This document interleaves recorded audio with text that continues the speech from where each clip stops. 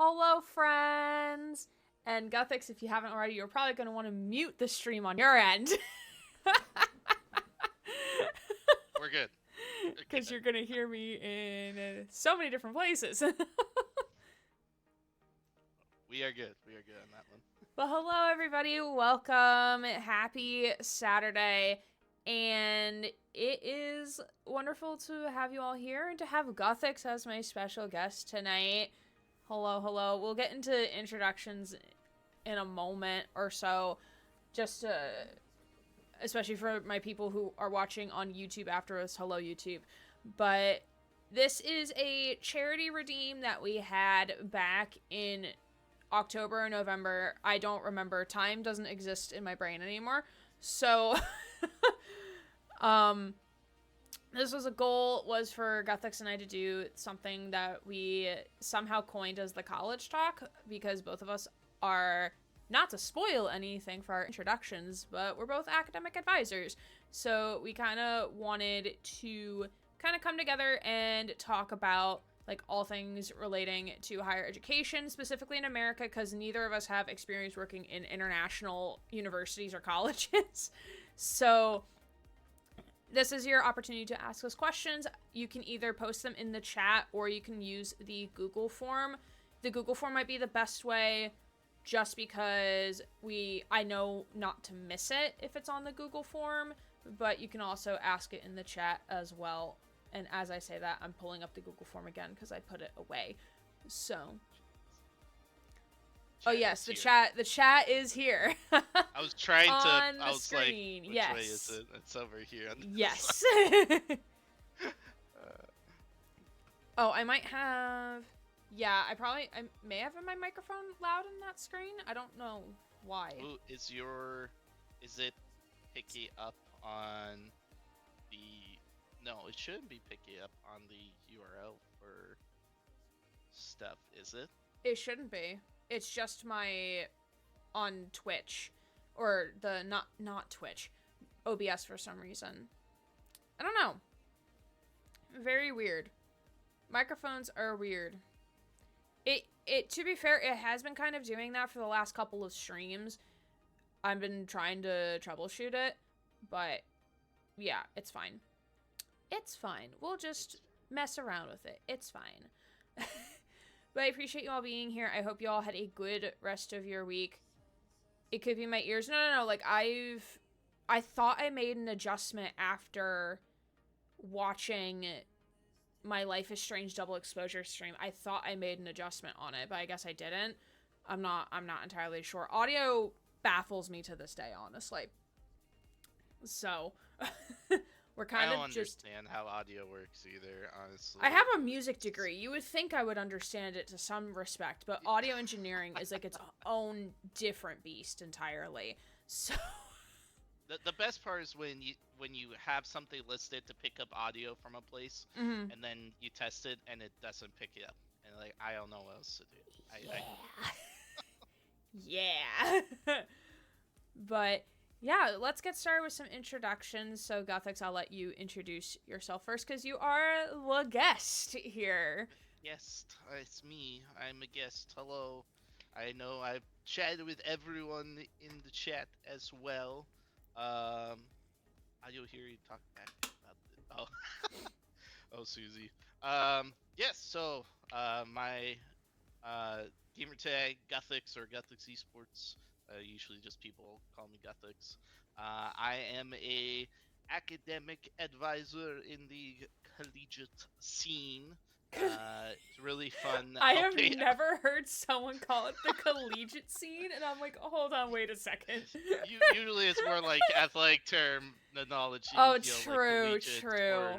We don't fuck with athletics, though. They don't like us either. So yeah, that's fair. So I mean, the cool part though, I hate how you spelled that.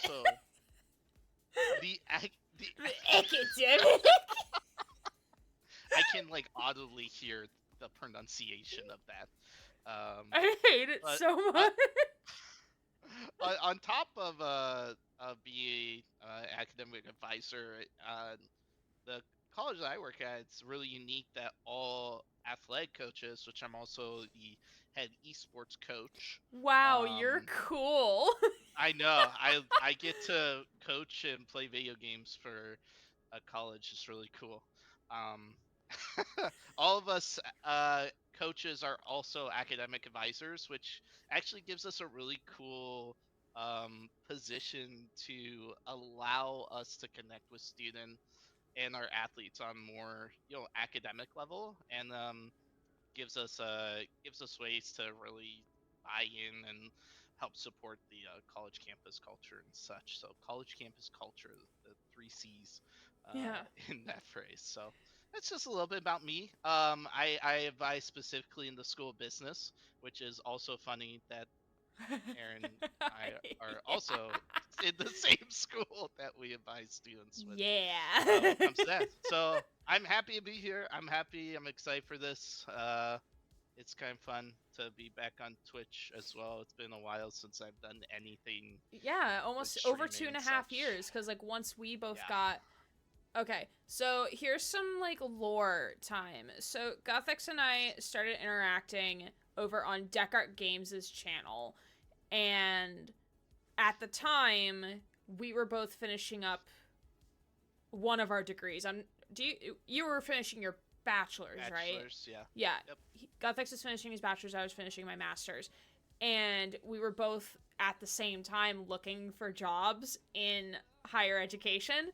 And then we both got hired at the same time in opposite ends of the country, which is so Yep. fucking funny. Um so like I'm based in Virginia, he's out in Washington State. And I Yeah. have to say Washington State, otherwise Susie, the resident UK-ian over here, will think I'm referring to Washington D.C., the capital, which is an hour from me.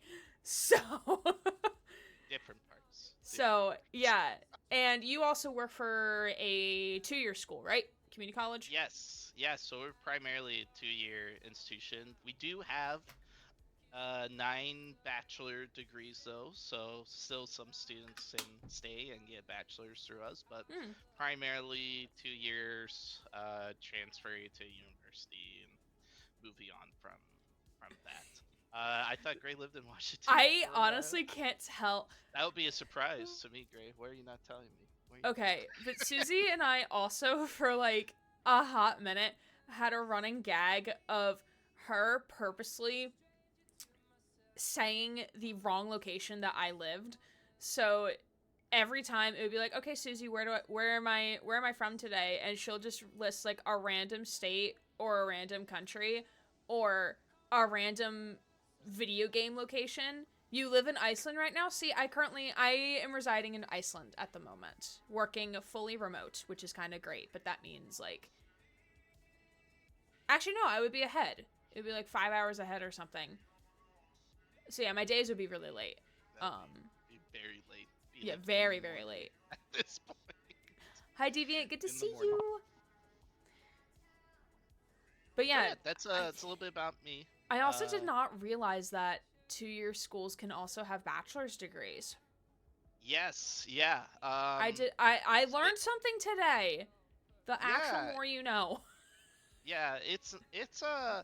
It's actually fairly common for 2-year schools to have, or like community colleges or JUCOs to have, like maybe 2 or 3. But I believe we offer one that our college offers one of the most bachelor's degrees be a 2-year primary 2-year Mhm. institution. So it's Yeah, cuz it's really cool. yeah, cuz I know how a college goes from the distinction of a college to university. They have to have at least one accredited PhD program or doctoral program of some aspect. Doesn't have to be a PhD. My prior school had two doctoral programs, one being an EDD, which is an educational doctorate, and one being the DSW, which is a doctor in social work. So they don't have to be like PhDs, but they have to have at least one accredited doctoral program in order to be considered a university instead of a college. So that I learned back at my old job, which was, I was like, ooh, that's actually kind of cool. Fun facts. The more you know. else we The say. more you know. We have a segment during our advisor meetings that is called The More You Know, or The More You Don't Know. And every time we learn, like, a big more you know, like, one of our bosses looks at me, is like, Gray, do the thing. And I'm like, the more you know. Because, like, again, music major, so, like... I'm cold, Kara. No, Jesse, I'm sorry. Anyone else cold? Put a 1 in chat if you're cold. I'm not that cold anymore because I'm wearing this now, but yeah. It's a little chilly here. We actually got snow like the past 3 days, so there's actually snow on the ground. We've been avoiding it the longest time, but we finally received snow. Finally. Finally, it's You took the snow that we were February. supposed to have today. We were supposed to get snow, but then it just came as rain. The worst is when it rains and freezes. That's the worst. Yeah, that's the worst part. They're calling for snow and ice Tuesday into Wednesday, so like all of us are hoping like either we work from home or maybe a snow day, hopefully. We love days off. We shall see. We love days off. In education, we love helping students, but we also love days off. That we don't have to work remote on those days either. Yes, because that happened at the start of the year. Because we get 2 weeks, so we get 2 weeks off at the holidays at the tail end of December, going into January, and we got hit hard with frankly, the biggest snowstorm I have seen since living here. And again, the further south you go in the United States, the less competent people are with how to deal with the snow and the ice on the road, because like more often than not, like you rarely ever experience it unless if you've lived in the northern states for a portion of your life and had to drive in it before. So I think the local K through 12 districts, like they either didn't have school for that entire first full week of January, or by the tail end of the week they were still having delay openings. But for us, they're like, okay, university campus is closed for the Monday, Tuesday, so it was like 2 extra days of like, well, like these are already like my remote days, so it doesn't feel anything different.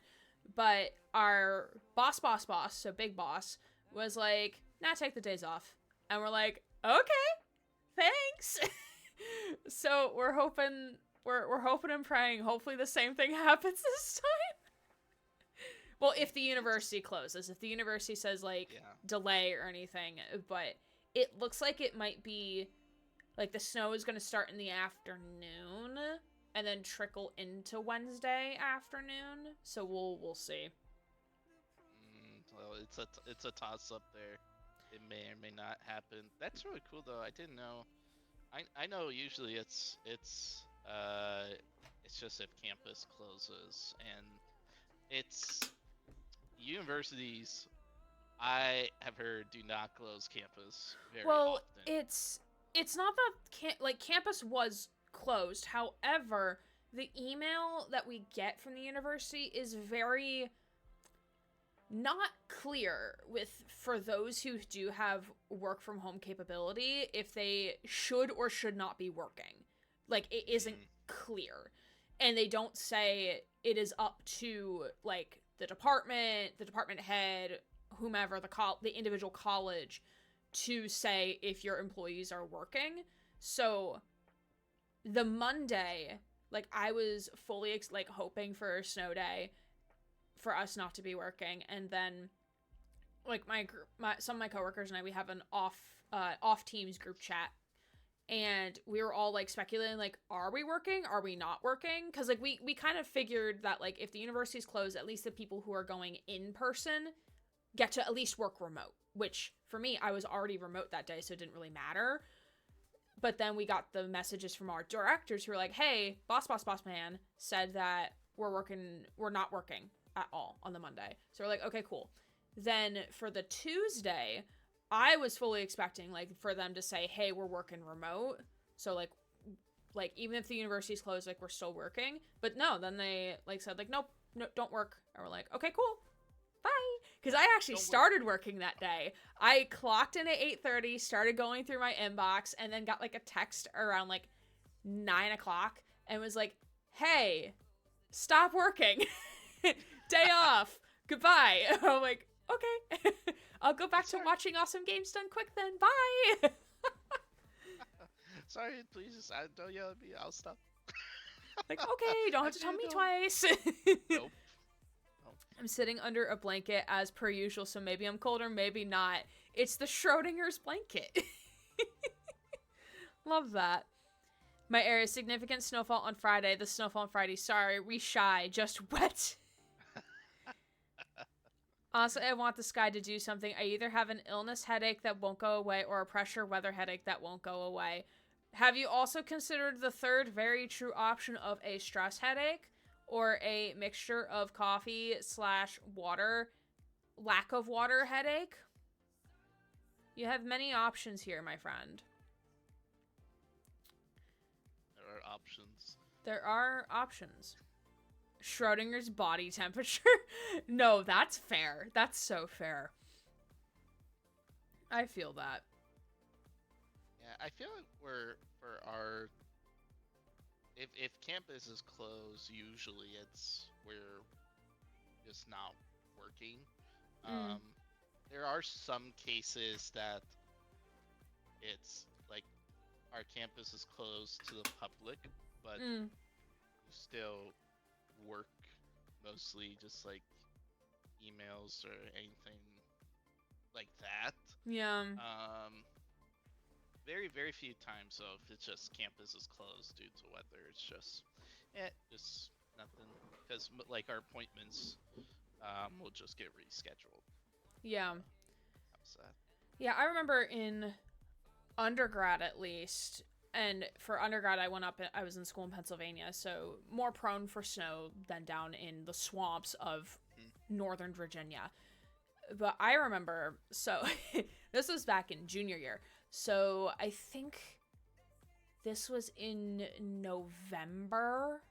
I think it was in November. And we had gotten like a weather warning. And like this was back like when I wasn't like paying as much attention to weather. Like I still was like tracking the weather, but not in the way like I do now, where it's like, all right, 7 days out, everybody at work. Like there's something coming. Like I'm like the weather guru at the office. But I remember, like, I remember because I was dating one of my exes at the time. So I remember I had a private lesson that day. So for those who don't know, I was a music education student in undergrad. So I had a private lesson that day because I had a recital I was performing in that night. And I vividly remember it was the third student recital, because they do like I think one a month, so like there's 3 in the entire semester. And the student recitals, our clarinet professor required us to play in at least one of them per semester, just to get us used to playing in front of an audience, which is fair. And I remember during my rehearsal that day, my dress rehearsal, was like, hey, like, we'll see how the weather goes, because like I remember being worried that I would get docked points off of my grade for lessons because I wouldn't have performed in recital because I chose to perform in the last one. And my clarinet professor said, no, like, you were prepared to perform. It's not like someone else in our studio who didn't sign up at all, probably thinking he can get by scot-free on it. It was like, no, but like, you planned, you had signed up, you rehearsed, like, you're fine. I'm like, okay, cool. So it was about 1 o'clock in the afternoon, and I'm realizing this story is a lot longer than I originally intended, but it was around 1 o'clock in the afternoon, and I had like a decent sized break in between like my last class / activity before 3 o'clock band rehearsal. So I was hanging out with my, at the time, boyfriend in the art building, which is right across from the music building. And like at that point, like it started to snow, but of course schools in Pennsylvania, anywhere north, are going to be like they put the salt down like very, very early, because like if they're expecting like even like tiny quantities, like they know. And also, university doesn't want to be liable if you slip and crack your head open. So anyway, so we're sitting there, it's like 1 o'clock, or like 1:30, 1:45. So, like, the next class period had begun. It started. And we're sitting there, and I'm like, I don't know if, like, we're gonna make it to tonight. I don't think so, because, like, we're already looking, like, we were looking ahead to see what was gonna come. And they were already predicting, like, more snow, like, at least another, like, 4 or 5 inches. Like, it was a blizzard outside. It was, like, not technically a blizzard, but, like, it felt like one. And around 1:45, we get the text saying all campus activities are closed for the rest of the day. Professors can take liberal leave, so like they get to decide if they're ending class early because in the 1:30 to 2:50 p.m. block. So if they decide to stay until 2:50, then everything after, like, so any classes starting when that time was called just doesn't happen at that point. And him and I were like, all right, cool, I guess we're going back to my apartment on the other side of campus. So it's usually like an 8-minute walk. Like, if you're walking, like, at, like, a, not, like, a super fast pace, but not super slow. I think it took us 25 minutes to get from the art building to where I lived on campus, because, like, the plows, they couldn't keep up with how fast the snow was coming down. And then I remember the next day, university was closed again. So we made a brave trek to the on-campus convenience store, which was on the residential side of campus, so it wasn't too far from where I was living, to get milk because I wanted to make hot chocolate. Man, it was priorities. Yeah. Right, and I remember my freshman year, we also had a snow day, and I was in this music theory course, and our professor said, I will give you extra credit points if you go outside and build a snowman, but it has to be like a legit snowman. It can't be like a rinky-dink 1-foot snowman. Like, it has to be like of considerable height, or a snow figure. It doesn't have to be like a person. It could be like a snow fox, a snow doctor, her last name. So my roommate and I, we went out, because like we lived ground floor and there was like a patch of grass in front of our window, so we went out behind our dorm hall and like built a snowman like right there. And we had to take a picture with it, so got some extra credit points for that, so that was fun. Gotta love academic freedom in those cases. Yeah, so great. Extra credit for building a snowman. They've already pre-salted our streets for the snow we're getting tonight. Oh, you're getting it tonight. Okay, I thought that was, when you shared that with me earlier, I was like, oh, like, is this like would have come? But okay, that makes sense. I guarantee you my parking lot here is not going to do shit. Probably maybe for the snow we might get on Tuesday, but probably nothing else. Oh, my apartment complex does not care. They do not care. I mean, they're the private lots, maybe, yeah. But like, it's an ice rink if it gets bad. Yeah, I've debated just getting like a salt thing for the back of my car just to have it, because like after the big snowstorm we got at the beginning of January, like they never decided to like plow in between the lines in the parking lot or anything like that. So like once it started to, because like it would melt during the day and then freeze at night, so like the lines in the parking lot were literally coated in ice. So I'm literally like clinging to my car trying to get in and out of it. Like so bad. So I debated like just getting like a little salt bucket for the back of my car, so like if I ever have to do that again, like I can at least like get like a little cup of it and just like shake it around my car, almost like a summoning circle. I mean, yes, you can lick the salt. This is fine salt you can lick. That's fine. Yeah. It's fine. It's okay. Also did not realize how many different types of salt there are. Like, you have, like, the pink Himalayan salt, like, sea salt, and then there's, like, other types, and I'm like, interesting, okay. That's like a rabbit hole to go down, I feel, one day, like, at 2 a.m. in the morning on YouTube when you can't sleep, you're just doom scrolling, and you just find a video documentary of all the different salts that they use for roads and ice. Gamer salt? Yeah. Gamers. those are your people who type GG easy in the chat. Yes. This is I know I haven't done my introduction technically yet, but this actually is like a really interesting question for you, Guthix, because you do work in esports. So, Yes. do your players have to abide by like a code of conduct, like when they're not like in uniform technically? So, like if they're at home on a weekend playing with friends, do they still need like if they're online playing Overwatch or something? It do they need to abide by like some sort of like code of conduct, like they can't trash talk, anything like that? And if they do, like, will that be repercussions for the team, even though if it's not in game, or like not in game, but like on the clock for the team? Yeah. So when it comes to um, just around campus to all of our esports athletes, because we're under athletics, they Mm-hmm. have the standard student athlete code conduct for Okay. like camp on campus stuff, but also for the league that we compete in, and also just really this is for every esports league, is your account has to be in good standing or you cannot play. So if your account gets banned, you Oh. can't play Oh, because anymore. they would use So their personal accounts, right? yeah.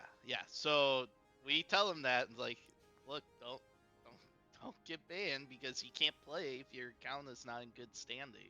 Yeah. When it comes to that. So yeah, there are definitely things when it comes to that. Also just general student athlete stuff like that. Yes, Susie, Guthrie, I just realized you have Clementine's hat. I adore so much. Yes, this is Clementine's hat But from also The show your Walking little Dead. friend. Yes, Show your friend. yes, this is Jolie. This is Jolie the octopus. It's a friend of mine crocheted this I for have my me. octopus that now you can see Yes. because you can see my camera. Yay! I And did then not have a it friend crochet this flips. one. This one It flips and it's angry. angry. And Angy. two of my emotes. All right, Cole Quincy is saying park it right there. Just park it right in the spot. Coke. Hey Coke. Just like this. So Hi, yes, Jesse. my friend Yeah, this is Oscar. Oscar. So when I was harboring a cat for about a week, Oscar would sit next to Oscar on the floor back there.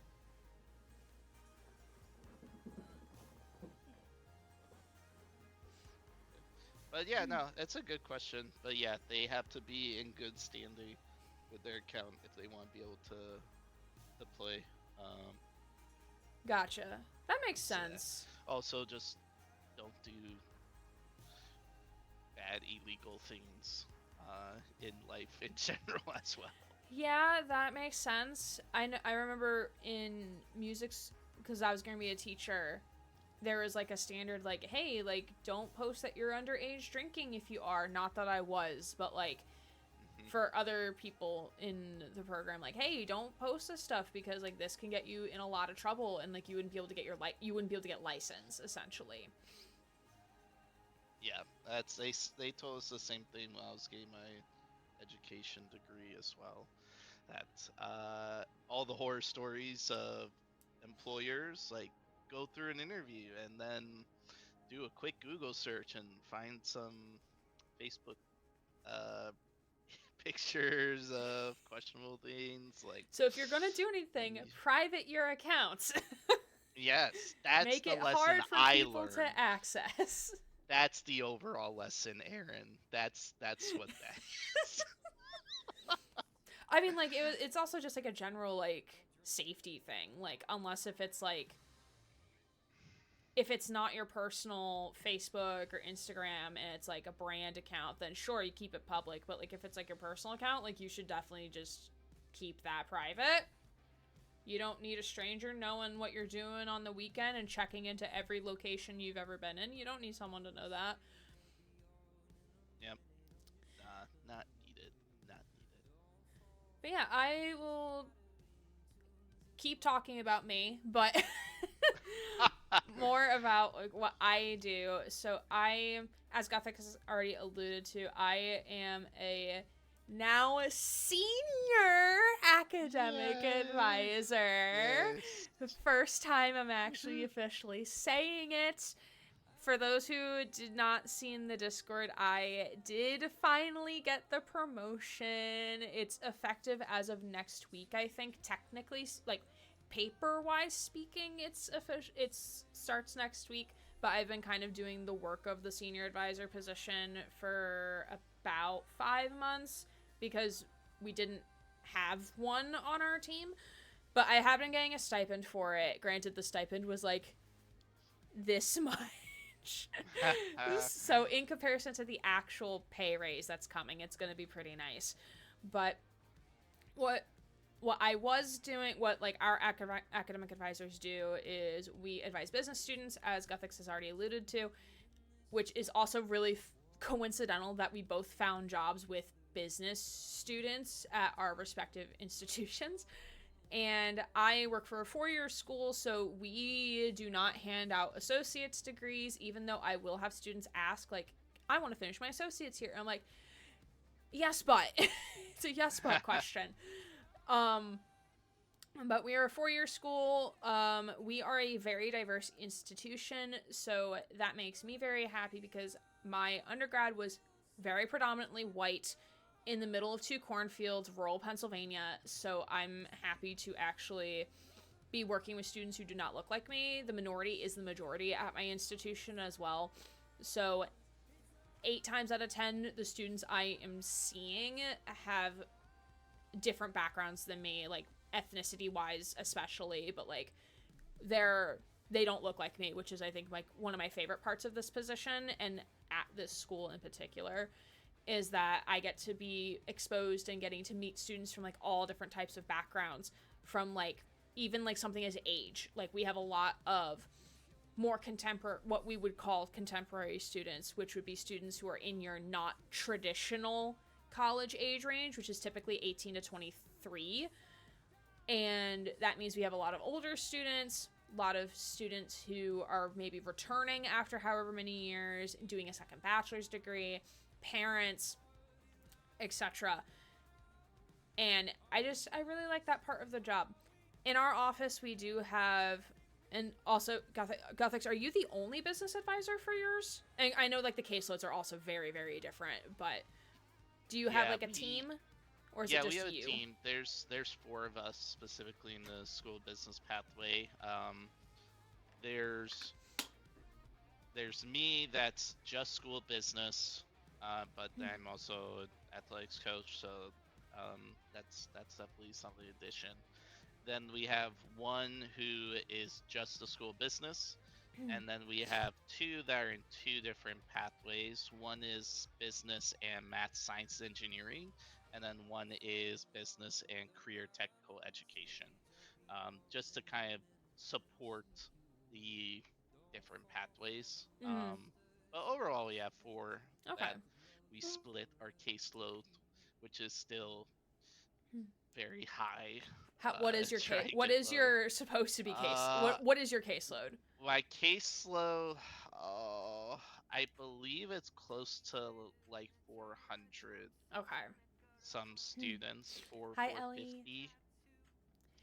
Yeah. They're trying or want to get it down to like 250. Yeah, I think that's the NACADA recommendation, is to be 250 per advisor. NACADA, for those who don't know, is basically our Overlord. National Organization for Advising. Yeah, it's the National Organization for Advising.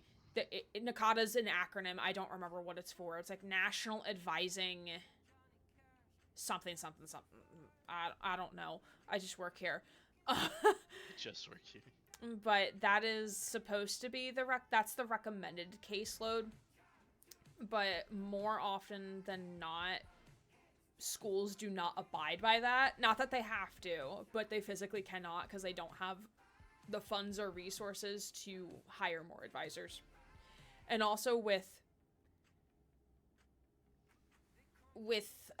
enrollment fluctuating, it's really hard to determine like, oh yeah, like we're gonna have this number of students consistently across however many years, because like right now our school is in a growth period, but in the next couple of years we could see like a steady decline, or we could see a significant rise again. It's really hard to determine like what those ebbs and flows are gonna be, so they don't want to hire too many people to then be like, oh, like every advisor has 100 students to their name or something like that. Hi, Ellie. Good to see you. In our office, we have 12, with 2 more on the way. We got approval to hire 2 brand new advisors, so these are brand new positions, which is kind of exciting, but also it poses the problem of we physically do not know where to put them, because we physically don't have space for them. So it's been an interesting period. They're still in the hiring phase right now. They just finished up second round interviews this week, so hopefully they're going to be extending offers by the tail end of next week going into the week after. Again, depending on how long HR takes, because HR runs at a completely different speed than every other facet of a university. But all of us advisors, we all see students. We do drop-in advising, so students can come in during any time within those open periods to come speak with an advisor. We also do appointments. We do evening advising on very specific days. And all of us have some sort of initiative stuff to work on. So our office is broken up into 4 teams of 3, with 2 of those teams getting the extra person. So it'll be 2 teams of 3, 2 teams of 4, with hope to leverage getting 2 more advisors later down the road, etc. But each team kind of has like their own things that they do. So for example, our team, we are the orientation team, so we're the ones creating the what are we doing for orientation and kind of doing all of the back end processes to help the advisors when we have orientation. So we're creating the PowerPoints, we have the orientation spreadsheets. There's so much that we do, and as we know, with students are always coming in, there's never a down period for orientation. Maybe like 2 weeks every semester where we don't have to actively think about it, but every other time of the year is we are thinking to the next.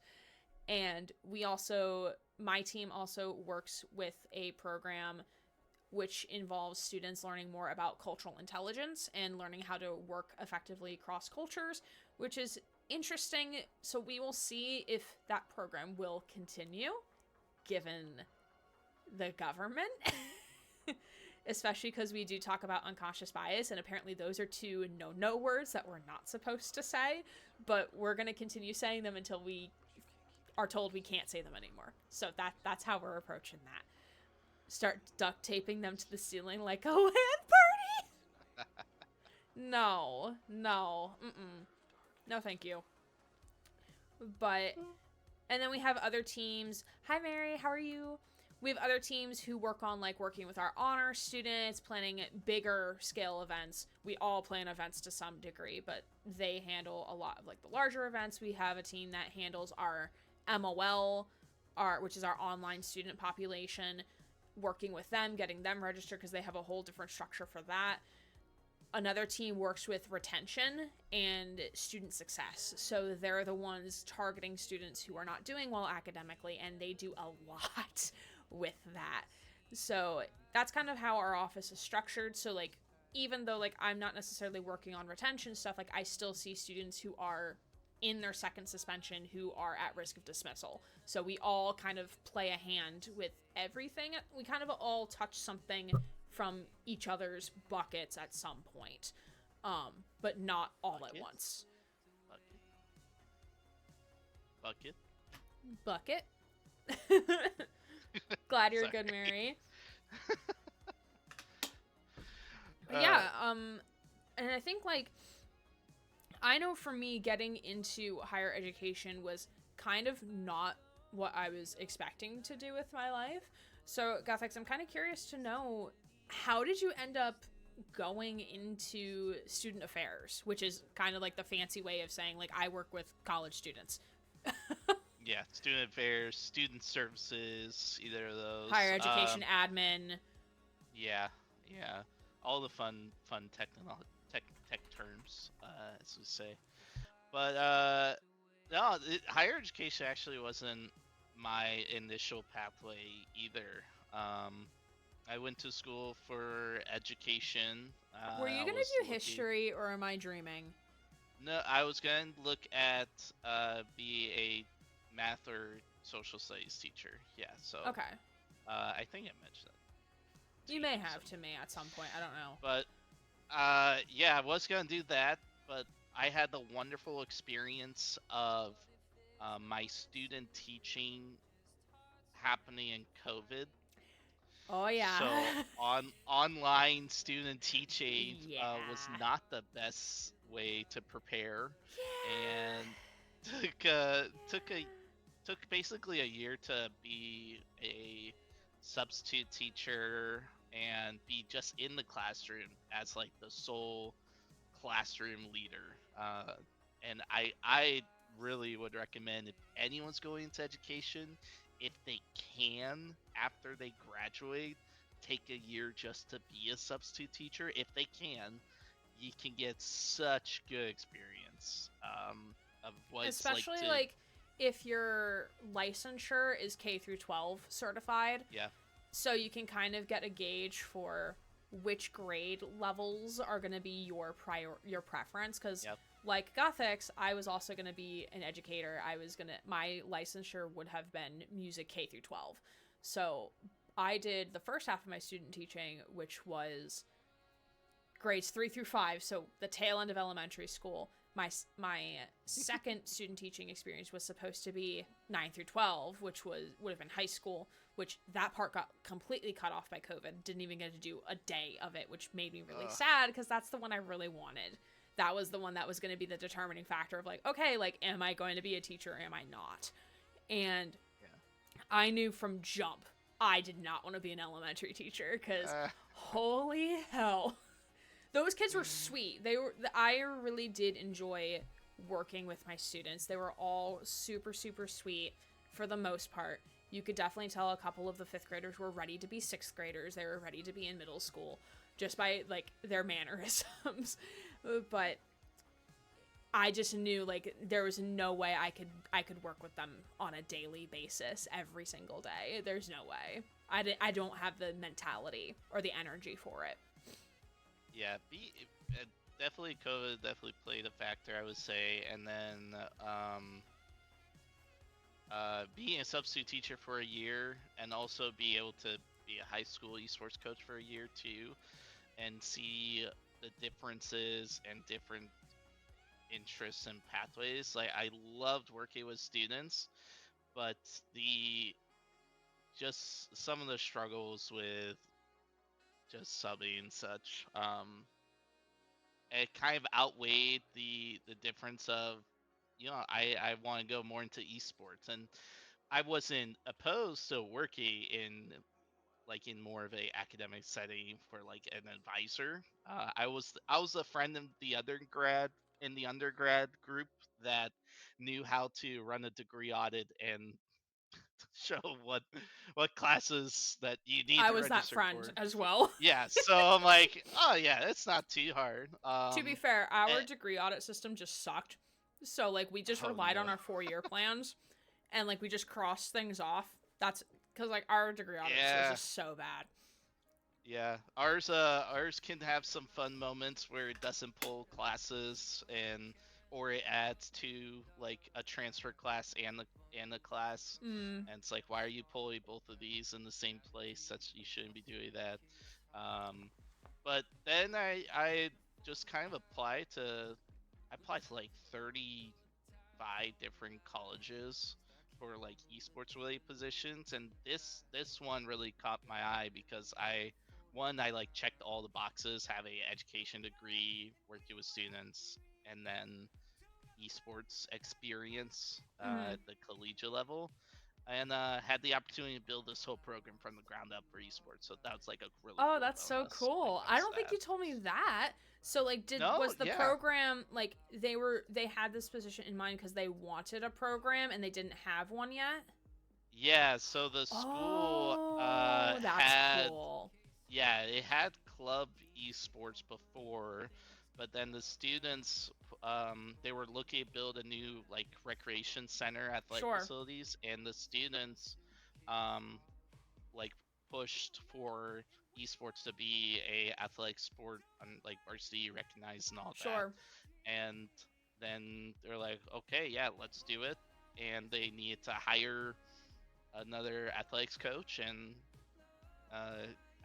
academic advisor, dual position. So there was a lot of people that applied to my position, which I heard after down the grapevine after I was hired. Yeah. There was like 100 people that applied, which Oh I wow. feel is I'm not bonkers. surprised.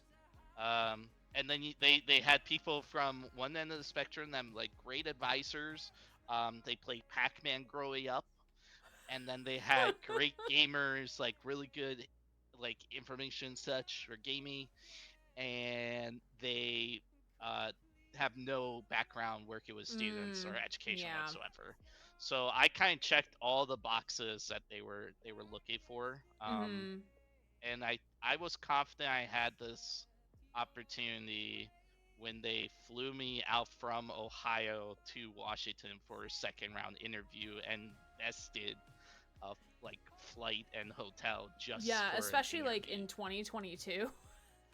Yes, I was like, dang, okay, I guess this is happening. Fun fact, first time flying commercially, that was Nice. that. So Yeah. that was an experience.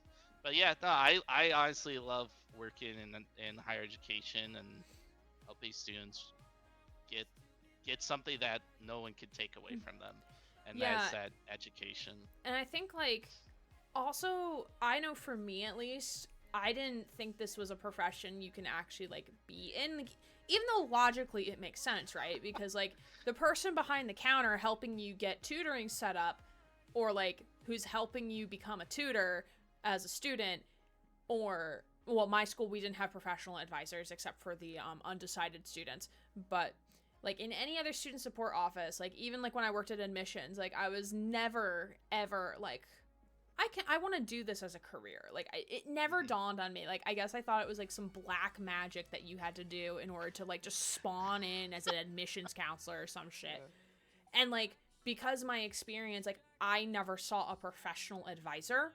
I didn't have one. My clarinet professor was my advisor. So I didn't even realize that, oh, you can be a full-time academic advisor. Like that is something that you can do. Because like I always loved helping my peers with figuring out their schedules, and with the music education program it's usually pretty straightforward just because the requirements for degree progression are very very strict and have to follow a very specific timeline, whereas like I'm sure with the business students that you work with, Guthix, some of the requirements can be pretty ebb and flow. Like our students don't have to take econ in their first semester. They can wait until they're about to graduate to take econ. It doesn't matter. But other classes have to take priority and come first. But like in the music degree, it's like, all right, if you don't take all of these classes within your first 2 years, then you are kind of fucked. Yeah. And if you fail like the first section of music history, then you are delayed by a whole year just because they're only offered in fall and spring semesters, like on their own. Like music history 1 is only in fall, music history 2 is only in spring. So like helping my my peers like figure out like, hey, like what you need to take like wasn't super complicated because like I already done it, and like also you had to follow a very strict path with it. And also because the program was small, like even if the class was full, like if you're a music education student, they will find a way to put you into that class. But I never realized that you can do it as a job. And I was going through my final year of being a music education student, and kind of like every year progressing, I was like, do I really want to be a teacher? Do I really want to do this? Regret. Because like I knew logistically and skill wise I could be a really good teacher, because like I understood the music, I understand the pedagogy and the philosophy, but I didn't know if I had the mental bandwidth to do it, especially with the youngins, especially like with like the environment of education, how it was back in like the late 2020s going into, or the late 20 teens going into the 2020s of just how the environment is right now. And a lot of like what turned me off from being a teacher, especially in the arts, was like how much advocacy you were going to have to do. And unless if you had like a really good principal who understood why the arts are important, you are constantly at risk of fighting for funding or losing funding. And it's like, I don't know if at baby Gray, who's like 21, 20 at the time, I didn't know if I had it in me to like constantly be fighting for what I obviously think and thought should be just common knowledge, simple. This should not be a discussion really of why art and music are important in schools, K through 12 schools specifically. But I remember my first week of senior year, I went to career counseling because I'm like, I don't know if I want to be a teacher, but I'm getting this degree and I don't know what to do with it. So I remember talking to the career counselor about like maybe like, because like I would have been like completely fine taking like an admin position of like being like an admin assistant at a university. Totally would have been fine with it. And I was debating like, well, maybe like I'll go get my master's in music theory or something. And that's what I was going to go do. And then I did mention I was a admissions tour guide. At one of our tour guide staff meetings, they had the director, the program manager for our higher ed master's program come and like talk to us about the program. And I'm like, wait, this is something you can do? So like instantly I was emailing her at like 10 o'clock on a Thursday night after this meeting. I'm like, hey, I want to meet and talk about this. And then like not even a month later, my application was in for the program. But I didn't realize you can do it. And I think like a lot of students like don't realize that they can. And Yeah. I really do hope like I'm waiting for the day that I have a student who comes into my office and is like, I want to do what you do. How do I do that?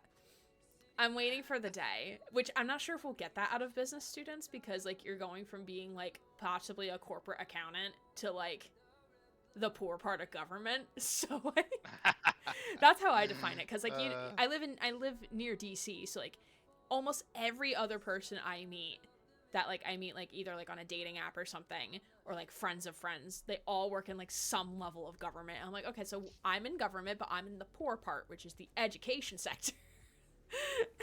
Yes, I work in the federal government area sector. The poor part. Yes, the poor part. We don't get looked at too often, but we exist. That's a really good point, honestly, because it was similar to me. Like I never really thought that. Yeah, how do you get into be a academic advisor, right? Like how do you get into that? And I'm just thinking like the only like I don't think they have a bachelor's degree in like advising. They have a master's No, they degree do not. Because as our professor told us, like you have to have the student experience. You have to be a student doing the student organizations, doing the things on campus to realize this is what you want to do. Mm-hmm. Yeah, because without it, then you kind of miss out on like the experience aspect of it in a way. Yeah, you being like involved in clubs or leadership positions that can really help, and see like, oh yeah, that's working with students in that realm can really help get you in position. But like degree wise, it's if you have a bachelor's or like universities usually require like a master's. Depends on it. I mean, there's a couple people in our office who don't have master's degrees. Really depends on the position. Yeah, but it's not super specific. Like you don't really need something specific. I know one of our advisors here they got their bachelor's degree in criminal justice, and they just got their master's in business administration. Which, for but those they who don't are know, that's a terminal degree within business, at least. yes, yeah. So like no advising education degree, but still able to work great with students and help students and such in that way. So Yeah. it's a cool opportunity to really be able to Mm-hmm. connect with students on that level of working towards their goals, completion, and um, seeing them graduate and Yeah. walk across the stage And is really actually cool. there's also like just not even just outside of advising. There's so many different offices on a campus you can work in. It's not just advising. Like even like if we were to look within our advising office, like we have a request coordinator. Her entire job is to manage the request inbox because we do get a lot of them. And the request inbox being students asking for waivers from classes, for non-academic withdrawals, for late ads, for force ads. So anything that would go against our policies or like to kind of have the exception to the policy, if that makes sense. You have one person for all that? My brother in Christ, we have 5,000 students. Oh, or we're getting goodness. close to 5,000 students. I think we're at like we're above 4,000 right now within our college. So we have one person who does all of it. Yeah. Because like if we didn't, then the director who reviews them would have to do all of that as well, and that would just be his entire job, which he can't. He has other things he needs to do. He has to manage a team. Yeah. But yeah, it's a lot. Especially during there's certain like periods of where like she sees like an uptick because like our late ad period is literally 3 days. For summer term, it's like 1 because summer terms are usually pretty short. But during those periods, like she just got out of like she just finished the late ad process earlier this week. So I was driving her home because she lives close to the university on my way home, and I'm like, hey, I need to stop at Wegmans. Do you want to come with me? And she's like, yeah, sure. I need to grab a couple things. One of those things being a giant bottle of wine because she deserves it. Oh no. Because late ad period is like, it's a nightmare sometimes. But Yeah, to go back to the point I was making, there's so many offices you can work in. Like even within our office, we have like our student request coordinator. We have 3 admin staff, so they help manage like our front desk. They help answer the phones.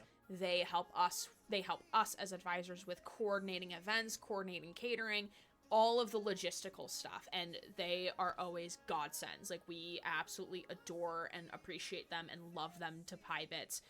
And they're also our bouncers at times. Yes. So if a student is trying to bug us during lunch, they're like, no. There are no advisors available right now. Go away. You can schedule an appointment. Like or drop-ins open at 1 o'clock. Come back then. Yeah, right.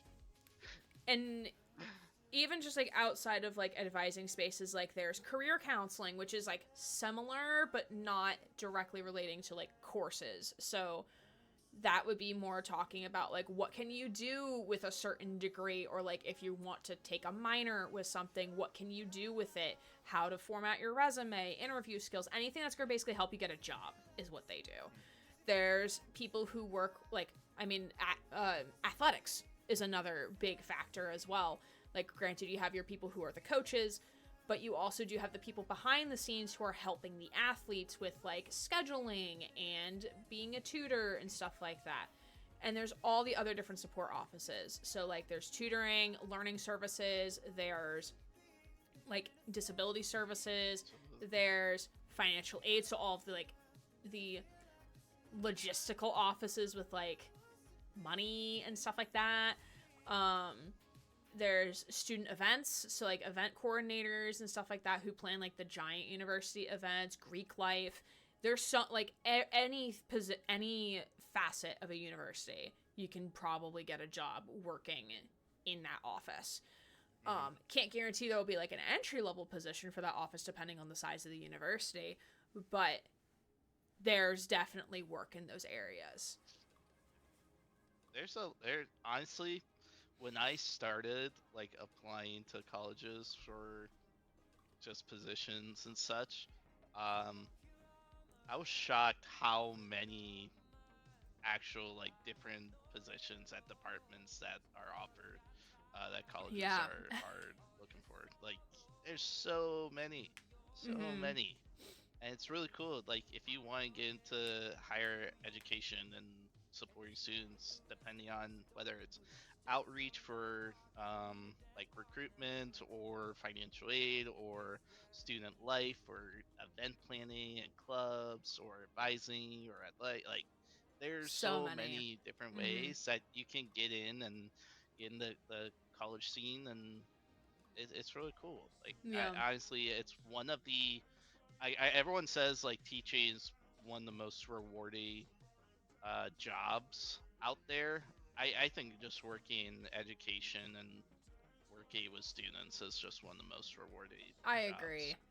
Yeah, I had a couple student meetings earlier this week where it's like not necessarily like that, like I want to see the fruits of my labor, but like also like I kind of do want to see the fruits of my labor a little bit. But I had two appointments that day. One of them is a student who's graduating this semester who's then transitioning onto our graduate program. And I'm like, okay, yeah, like we're just doing a grad check today.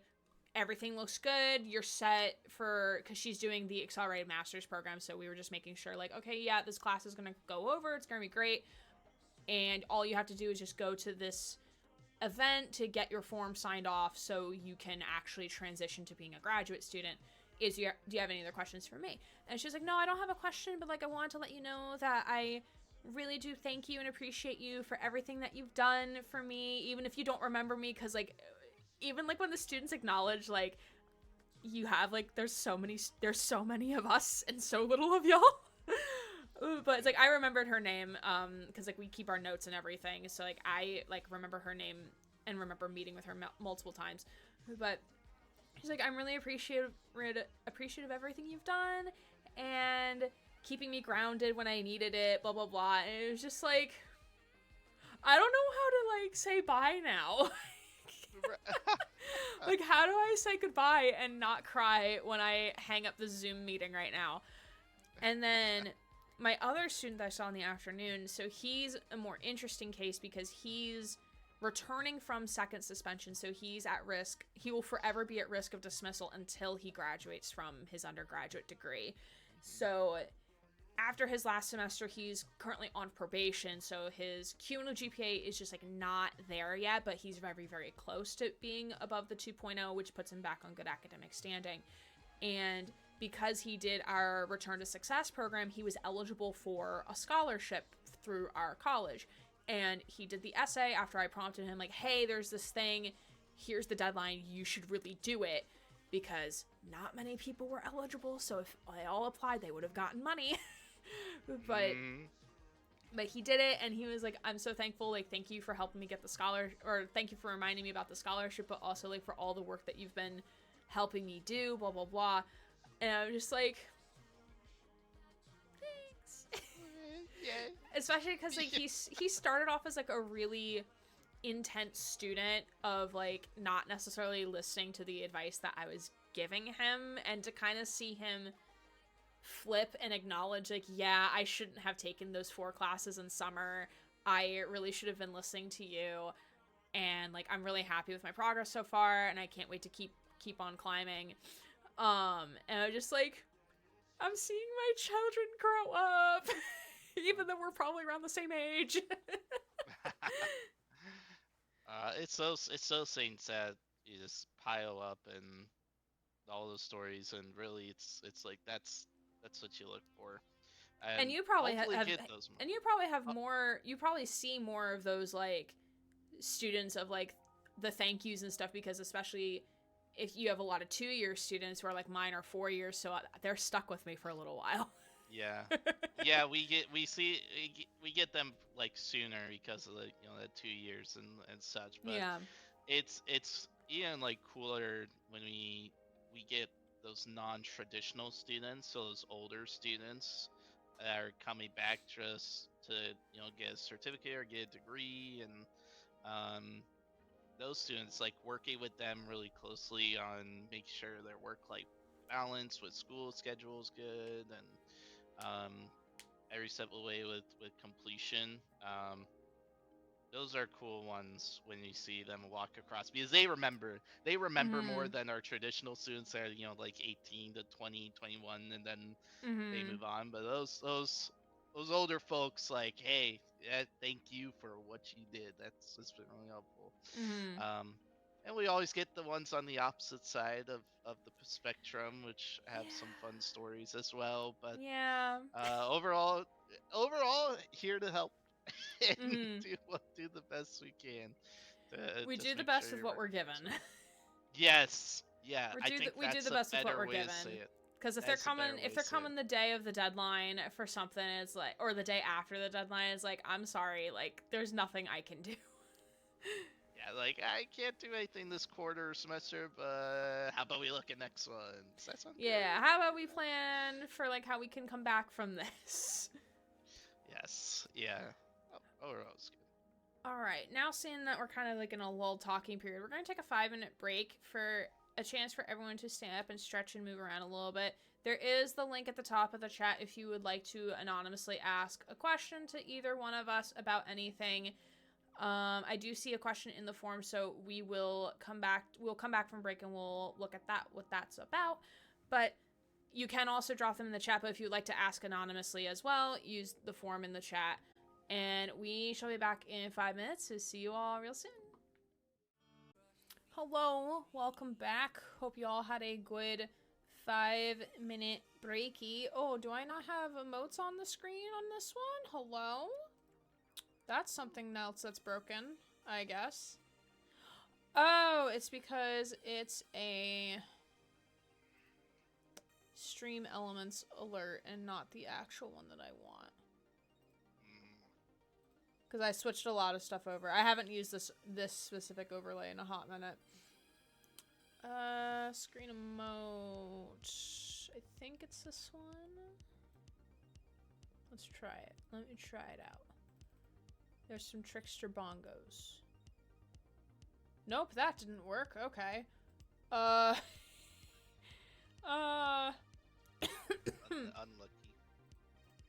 Okay, maybe it's the other one then. So I have 2 of them here and I'm not sure which one.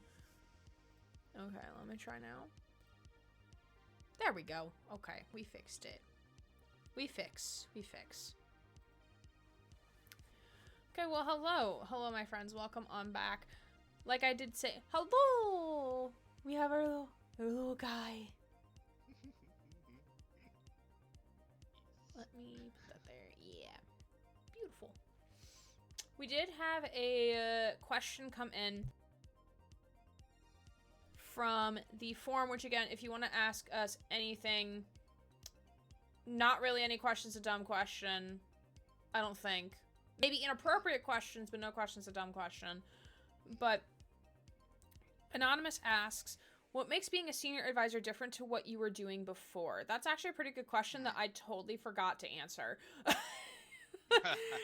So, a senior advisor in my office, because different offices may view senior advisor versus regular advisor differently, but in our office, a senior advisor, beyond just having a couple additional meetings on the calendar per month, the main difference is that instead of assisting with initiatives, they are the project manager of that initiative. So the initiative I mentioned earlier about our cultural intelligence, unconscious bias, that initiative, instead of assisting with it, I am the one running it. So I'm the one planning the application process, when are we doing specific things, buying swag, getting the catering all set up. So I'm the one kind of in control of all of it. Again, my supervisor and my team can have input, but like I'm the one kind of dictating, like, okay, like this is kind of the direction we're going in, and having those discussions, having those conversations. Everyone loves swag, especially free swag. And I tell my students all the time, we love free stuff, because I can't say free shit to them. We love free stuff. Free items. We love free stuff. And like we always give free food to our students at events. And I'm like, come to our events, you at least get free food. Bare minimum. Free food, free swag. That's it. But yeah, that's the main difference between just being an advisor versus a senior advisor. And also, like, you just, like, additionally, just more responsibility, generally speaking. So, like, having more hands and more pots than a regular advisor. Regular advisors are expected to see more students, whereas, like, we just have, like, one less appointment block to be working on initiative stuff. That's the main difference. That's a good question, though. The Yeah. difference. I know we don't have like senior and senior advisor position. Yeah. It's definitely more just team based. I have been Yeah. been Yes. working with the business department Mhm. because sometimes they like to delegate or assign. Oh, so you're the lead advisor. Like we do not have lead advisors. Like, yes, I have been here the longest. I am not the lead advisor. Please Like, do no. not just email me with every notification, because then I have to send it to our other business advisors, and it's a hassle. So nothing like that for us here. We just work as a team through things. When it comes to like events, and working with our business department to make sure at least one of us are there to support like questions that students might have and such. So remember Plymouth College giving a tub of jelly beans, a whole tub. How big is the tub, Susie? Yeah, we're not talking bathtub tub, are we? No. No. Tub. Yeah, I think senior advisors in our office were kind of created to help to have some lateral movement, just because there's only 4 directors, so if anyone wanted to if people had any aspiration of climbing the ranks, so to say, if the only way you could would be if a director left or if they created a whole new position. So, as of right now, none of the directors want to leave. So, there really isn't much room for that lateral movement. So, the senior advisor is kind of their way of creating additional lateral movement within the office to avoid the very common saying in higher education, if you want to move up, move out. Yeah. So essentially what ends up happening with a lot of people is like they want to, like, let's say they want to become a director of a department, whatever. They often have to go to a different university to have that opportunity because there isn't any ability to move up within their own office just because of like logistics, or if they're the person who's currently in that role doesn't leave, then there is no room for them to move up the chain, essentially. Got demolished on a 45-minute, hour-long coach journey on the way home. It was big, but how big is big, though? I'm still thinking bathtub. At this from what you're saying, Susie, it sounds like bathtub big. Is it like... Which is crazy. Is it the size of Sir Shroom behind me, of Gus? Or is it the size of Blanche? Or Trickster? What's the size here? Size. Nah, I'm assuming... Okay, so not the size of Gus. So the size of Blanche? How long can we play this game, Aaron? I don't know. Mouse size? Mouse so like... size. It's like this size. That's not a tub. That's a container. It's a jar. A jar. It's a jar. Jar. Is this a UK thing? Maybe a tub is that size. That's a tub. See another discrepancy of UK versus American English, which is like my favorite part to talk about when we do our cultural intelligence stuff, when we talk about like language and like knowing like in different cultures like different things can mean different things. So like a point of a finger may be inappropriate or respectful depending on the culture, but I always love using the example of like even among English there's differences. It's like I'll be talking to my British best friend who in this instance is saying a tub of something, and I'm like, okay, so this thing is like 15 gallons, right? Like a tub is massive. And she's like, no, it's literally like this size. And I'm like, that's not a tub. That's not a tub. To be fair, jelly beans normally come in shit little bags here with only like 20 beans in them. To be fair, I don't like jelly beans. Yeah, I second that. I don't. It's the texture. It's the texture. And oh my gosh, Aaron, you know the what is it, Bean Boozle? Yes, a lot of streamers do Bean my Boozle. goodness. Yeah. I could not. It'd be terrible. Oh, Ray. So Susie pronounces the word router as rooter. The rooter. Rooter. Yeah, like rooster without the S. Absolutely not. Absolutely not. I said too. It is wrong. What? I've never heard it rooter. It's the like British. They're the two Brits in the chat right now. Oh, I see. I'm not. No, that's Rooter, rotor. Rotor. I'm saying rotor. router. Wow. Router. Like ROU, like how it's spelled. That's the right way to say it. And Phonics, are you agreeing with them? I can't tell. Yeah. I honestly can't tell. Which side are you on? We need to know. Both This is are wrong. important. Don't worry. Nah, it'd be a router. It's router. It's not a rotor. Not a rotary phone. And my favorite is router and Cornish pasty. Yeah, because for the longest time, I thought she meant Cornish pasty. Because, like, that's just how, like, when I read pasty, I'm thinking pasty, white, or nipple pasties.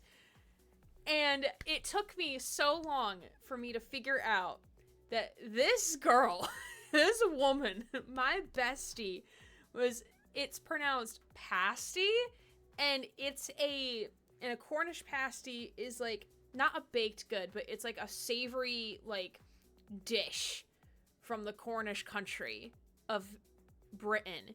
And I was like, so it's not nipple coverings? And she's like, it's not nipple coverings. And I'm like,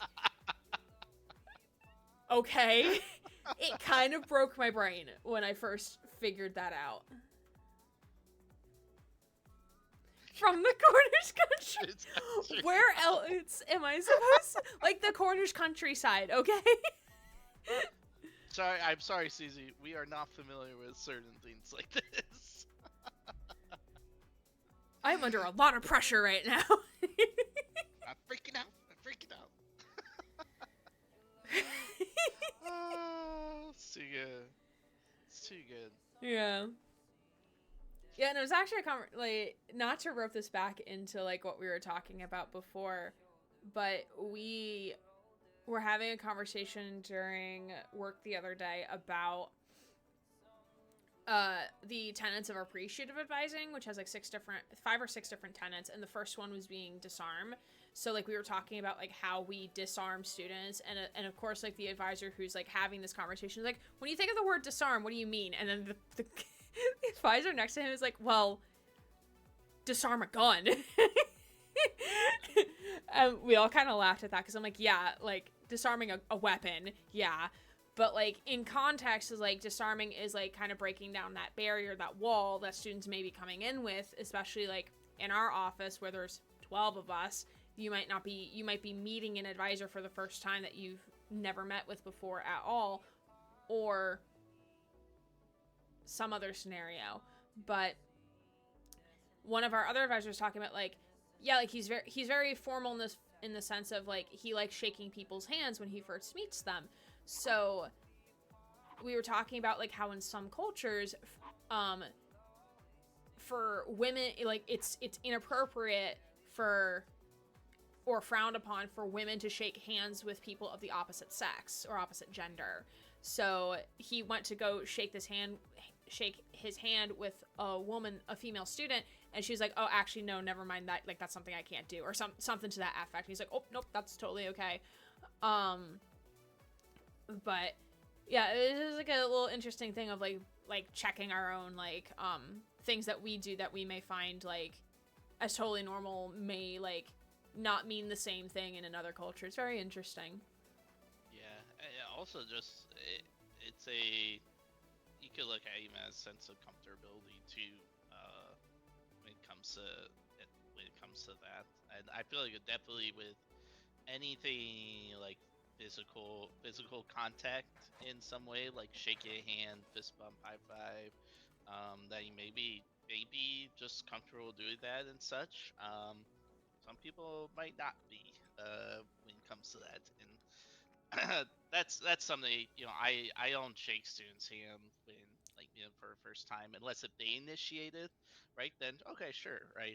But it's much more a pleasant greeting and hey, how's your day going so far while you're walking back to the office. But yeah, anything like that, it definitely leave it more to the student. What's more, they're more comfortable with that. Yeah, I mean, I've had students like shake my hand at the end of a meeting, and I'm always like Yeah. surprised because I'm never expecting it.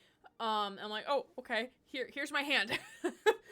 But also, so during that same conversation, we learned some like lore about our college. So before COVID, it was actually required for advisors to shake hands with their students. Really? It was required What? because like basically the lens of the approach was because we are training them to be business professionals, and like this is often something in American businesses is kind of like the norm of like you are shaking, like when you meet a client you're shaking hands, blah blah blah. So like we as advisors are like the an additional like branch of like teaching them how to basically be business professionals to an extent. So by teaching them like, yeah, we shake hands when you're meeting somebody, etc., is kind of like training them for that beyond college type of thing. And we stopped doing that after COVID, and it was kind of like, oh, I'm kind of glad we did, because like for some cultures, like that's not a thing that's appropriate or not something that they do or it's frowned upon. But also, one of the other advisors like, yeah, whenever I shake hands with students, like, I always get sick afterwards. And it's like, yeah, they do be a little germy sometimes. And also because, like, some of these professors, which I see the professor's point of view, but also, like, knowing, like, today's society, like, students can't necessarily afford to go to a doctor and get a doctor's note. But, like, students will go to class for any, like, they'll be, some of them will be dying on the floor and still go to class. Like, that was me. Like, I was not missing a day in class. But, like, I digress. Hi, Audio. Good to see you. Do students call you? Oh, go ahead. I was just saying that's a weird requirement. It was so weird. Like, I'd rather have them required to have their cameras on during a Zoom meeting, so I know if, like, mom or dad is lurking in the background, not on FERPA. So I could be like, hey, who day? They not supposed to be here. Get the fuck out of my camera call. Do you want them here? I can tell them they have to leave. I legally can tell them. I can tell them to leave. I know I've definitely had students who were not on camera, like, and I could hear like a whispering voice in the background, like, is there someone there with you? And they're like, oh yeah, it's just my mom, could she ask a couple questions? I'm like, actually she's not on FERPA, so like I can't, so she has to leave the room. And it's like, oh no, this student did have their camera on, and the mom was like behind the camera, so like the screen was here, so she was behind the screen. And the student was like, Mommy, go. But, like, I don't think she actually left the room. I think she just stood further away. It's like, all right, like, I'm not going to make you swivel your camera around, but I don't believe you. That's always a fun one. Working with parents, and I feel like that's such a big one. Like, trying to work with the student, and then the parent is trying to be like way more involved, and it's like, okay, this appointment is for you, not you. That just trying to juggle, and that is a fun one. Like, there's definitely the parents that my colleagues have seen before who are like, they're there to support their kid. So they're kind of there for like the information, not necessarily to be the one speaking on behalf of their child. They're kind of there to like get the same information as the child. But then you have the other parents who do the helicoptering, who are like, well, like my son should be doing this, that, and the other thing. It's like, yeah, but that's not. No. Yeah, I just had a student and parent this last week that was like that. So it was fun. I think you were about to read a question. I was. Ray. But also Yes. Ellie did say, so Crayola has brought back the dandelion crayon, and I do know exactly who you're referring to, Susie, the one, I think, TikToker who loves the dandelion crayon color. So she's going to be very happy about that. But we do have a question in the chat. We also do have another question on the form, so I'll do the question in the chat first. So do students call you both by your first name, or is it more formal like? So Guthix, I'll let you take that one to start. Yeah, this is a fun one. Anytime, so we get Runny Start students, which are like high school students taking college classes. I'm not sure if you get that pairing at university or not. We do have dual enrollment, but I think Dual it's more enrollment, through the yeah. community college than us. We Yeah, do have a it's lot couple. more. We do have, I think, students who do that. I think, but we don't see them until they are officially an undergraduate student. Yeah. So we do get more being just a community college praying for that, and it's always fun because those are the students that call me Mr. My last name. It's like you like you don't have to call me that. That's fine. It's I'm very comfortable with students calling me by my first name, and I still get the emails from them say, "Hello, Mr. Last name." Like, okay, it's like that's fine. I reply either way, whichever one you're more comfortable with. But I do introduce myself as my first name, and that you can call me by my first name. That's fine. But it's definitely that kind of culture or expectation, and that like secondary education or like high school, middle school, high school, um, and then transitioning to that. Um, at least I see a lot more in those high school students that are doing enrollment versus our non-traditional older students, and then even our like students that just graduated high school. I It's see it. still a little bit more. I see it a lot with international students or students of another culture because they like it's like I am of superiority in a way. Hold on, I need to clear my throat. As Aaron's clearing your throat, yeah, definitely international students. I've had a few as well with that. Yeah, or students of like other cultures generally speaking that aren't American or like Western, so like not European, I think. But I don't want to like generalize because I honestly don't remember, but it's usually students of different cultural backgrounds who will do the Miss, Mrs., Mr., because my last name is ambiguous, but sometimes they think my last name is my first name at times, but I'll get into that in a second. But they'll be the ones who will often like do the last name because in their culture, because I am of superiority to them in a way, it is, you have to be super respectful to authority. There is a high power distance there. Like, even though I'm just a lowly academic advisor, even though we're not technically lowly advisors, but even though, like, I'm not a professor, like, I'm still of authority over them. So it would be disrespectful in their culture to call me just by my first name. So I did have an email conversation with a student once. Love that in the corporate world, too. Yeah. I did have a student once over email who I was like, hey, you could just call me Gray. Because, like, when people miss or misses me, I'm like, no, because gender is a thing. Gender is weird, and I don't want to talk, or, like, I don't want to, like, fuck with it right now, because we're in this delicate balance. So, like, I'm always, like, not weirded out, but I'm like, I would prefer not to be Miss or Mrs., so could you just call me Gray and just, like, be cool with it? And she actually was like, hey, so like in my culture, it's like respectful to refer to you as a title. Like, would you be okay with like Miss Gray or something else, blah, blah, blah. And I'm like, how about you just call me Advisor Gray? Because like it takes the gender out of it, and like I don't have to like worry about like that.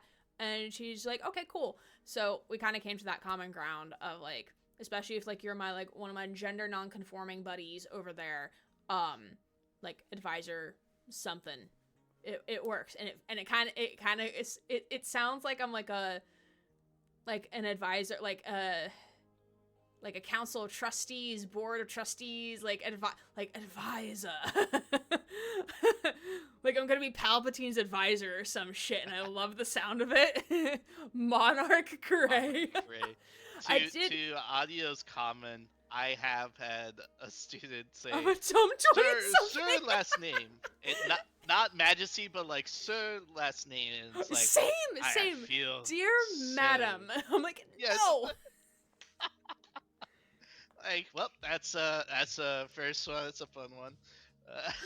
I do remember back when I did a very brief stint of local drum corps, and I remember one of the people I became like Facebook friends with, so like just mutuals, like I didn't get to know them personally. They are a elementary music teacher, and they use strictly they them pronouns. So, and I think they still work in the education system. I'm not sure, but at the time, it was like not like an ongoing joke, but it was always like they always found ways to make it fun for the kids. So instead of like using mix, which is like the gender neutral version of Mr. or Miss, they were like captain last names. So like they were like a sailor for like maybe like a unit or something like that.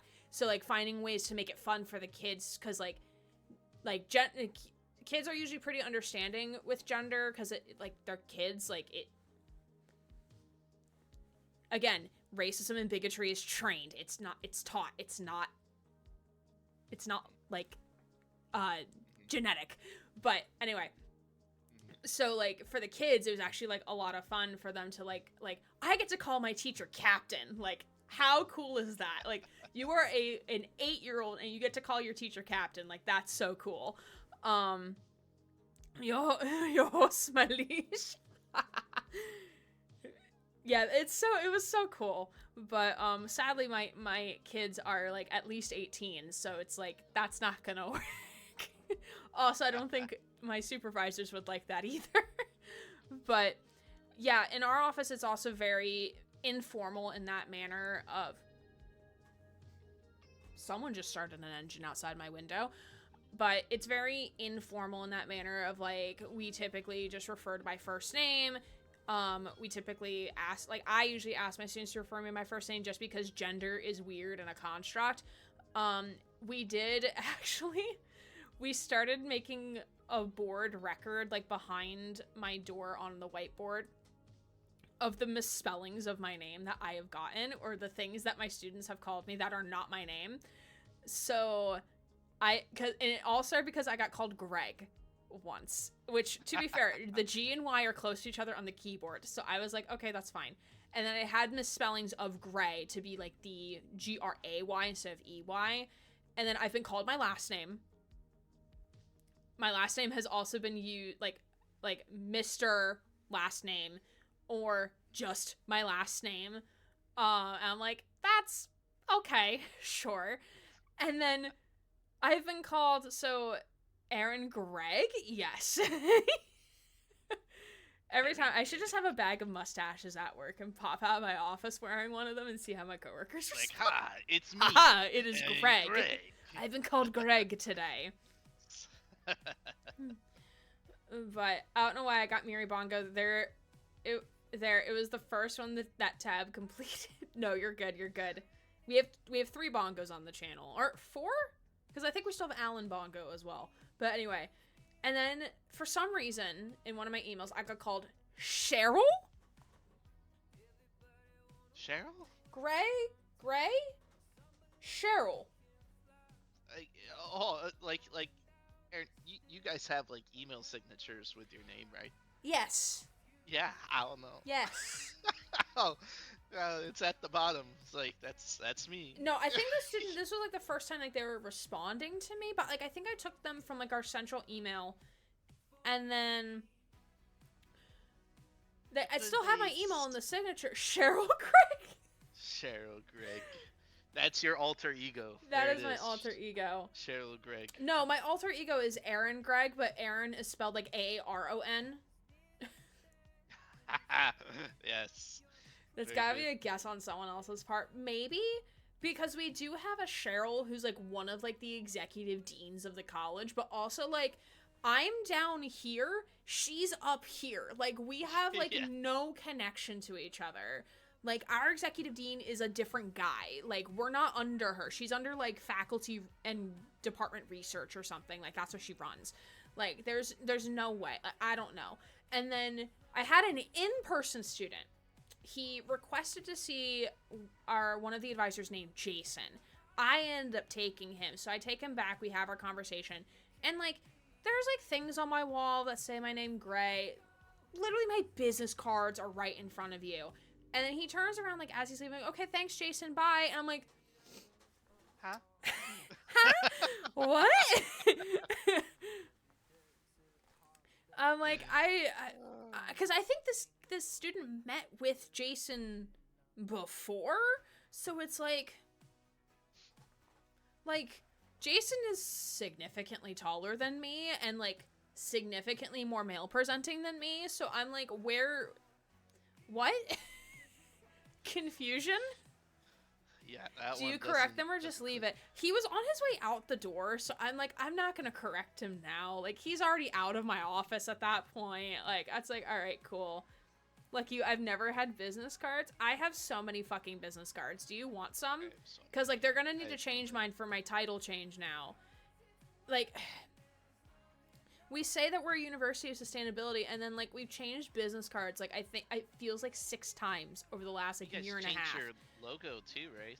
We That was changed our recent. logo. We changed the name of our school, of our college, because we went from school to college, because like someone put down like a shit ton of money to have our school named after them, so we're now college. So like we've had so many changes, and it's like with the branding change too, because like with the new logo, like they've updated the branding stuff, so it's like we only have 4 colors you can use for swag items, and it's like what? I Yay, hate it marketing. here. I absolutely hate it here. Yay, Chat creates marketing. their own business cards when? Do it right now. That would be cool. Be cool. I have a collection of business cards from friends at my company through various rebrands acquisitions. Yeah, I should have kept one from like every phase of like this. I have all my name tags though, but those aren't changed quite as often though. They pressed X for Jason. Jason! Jason. That's how I go into Jason's office whenever I need him. I'm like, Jason! I'll see you on MS Paint. Bet. Yes. That's good. You say you had another question in the form? Yes, we did. Let's take a look. You have to get swag and food for almost 5,000 people, question mark. Okay, so, like, how that works is we don't ever host an event that's for, like, that all 5,000 students are attending, right? Because, like, in theory, like, we would love for all of our students to come to every single event that we have, because then we'll have, like, 60 advisors and a budget of, like, $1 gajillion. But that is not how things work, unfortunately.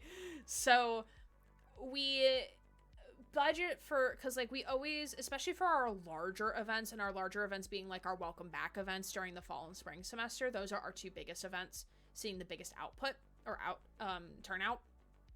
We usually budget and allocate and buy things for like more than like what we got the last time. So like this past fall we had like I think 750 students show up, which is our largest that we've ever had, I think. So this time around, we're probably maybe going to budget for like maybe 800 or 900 or 1,000 people to come, because like not only do we get shirts and food, but like the people who are also involved in the event also get shirts and food. So like, because I'm an advisor, like I'm also gonna get a welcome back shirt, because like we have panelists and table people, they're also gonna get food and a t-shirt. So like there's budgeting stuff in there, but we never like budget an event for all students to come, just because like realistically not every student's gonna come to our events. Shirts, how do I sign up? Well, you got to apply to the university. You would apply as an international undergraduate freshman. Do you have an annual budget? Yes, we do. Yeah. Yeah. I think that's the same. I'm just nosy. No, you're good. You're good. This is the purpose of this. We do have annual budgets. They do get reviewed. And it's like any other it's like any other business in that respect, like, or I would assume like any other business, or like corporate business, maybe not like family owned or like local small businesses, but whatever you don't spend, you're most likely not getting that next year. So right now we have a lot of money we still need to use. So they somehow, for some reason, for my itty bitty rinky dink pride event, which we normally never get more than 10 students at beyond just staff and faculty, they gave me $1,300. And I'm like, what am I supposed to spend this on? Because there's only going to be 10 students who show up probably. So, like, what do I buy? Like, fidget spinners? Shirts? Like, I don't know what to do with this money that I now need to spend. Furniture? I mean, it has to be, like, the budget process is also really complicated because, like, if we allocate money for something, it has to go to that thing, and the budget team needs proof that it goes towards that thing. Otherwise, they get very angry with us. Nice bonus for you there, Cheryl. That's too good. We spent it, and they went, y'all gotta quit spending next year. Please do not do a fraud budget team. Yes. Yes. Don't Also, worry, hi, Juke, how are you? The budget department will notify you if you are not doing something correctly. We'll say that. Yeah, they get pretty strict about that type of stuff. Like, they need to know like, the names of, and, like, student ID numbers of every person who attends your event to make sure, like, it's within, like, the per diem budgets for, like, especially if it's, like, catered food and whatnot. But, like, they need names. Like, they need names of people. And it's like,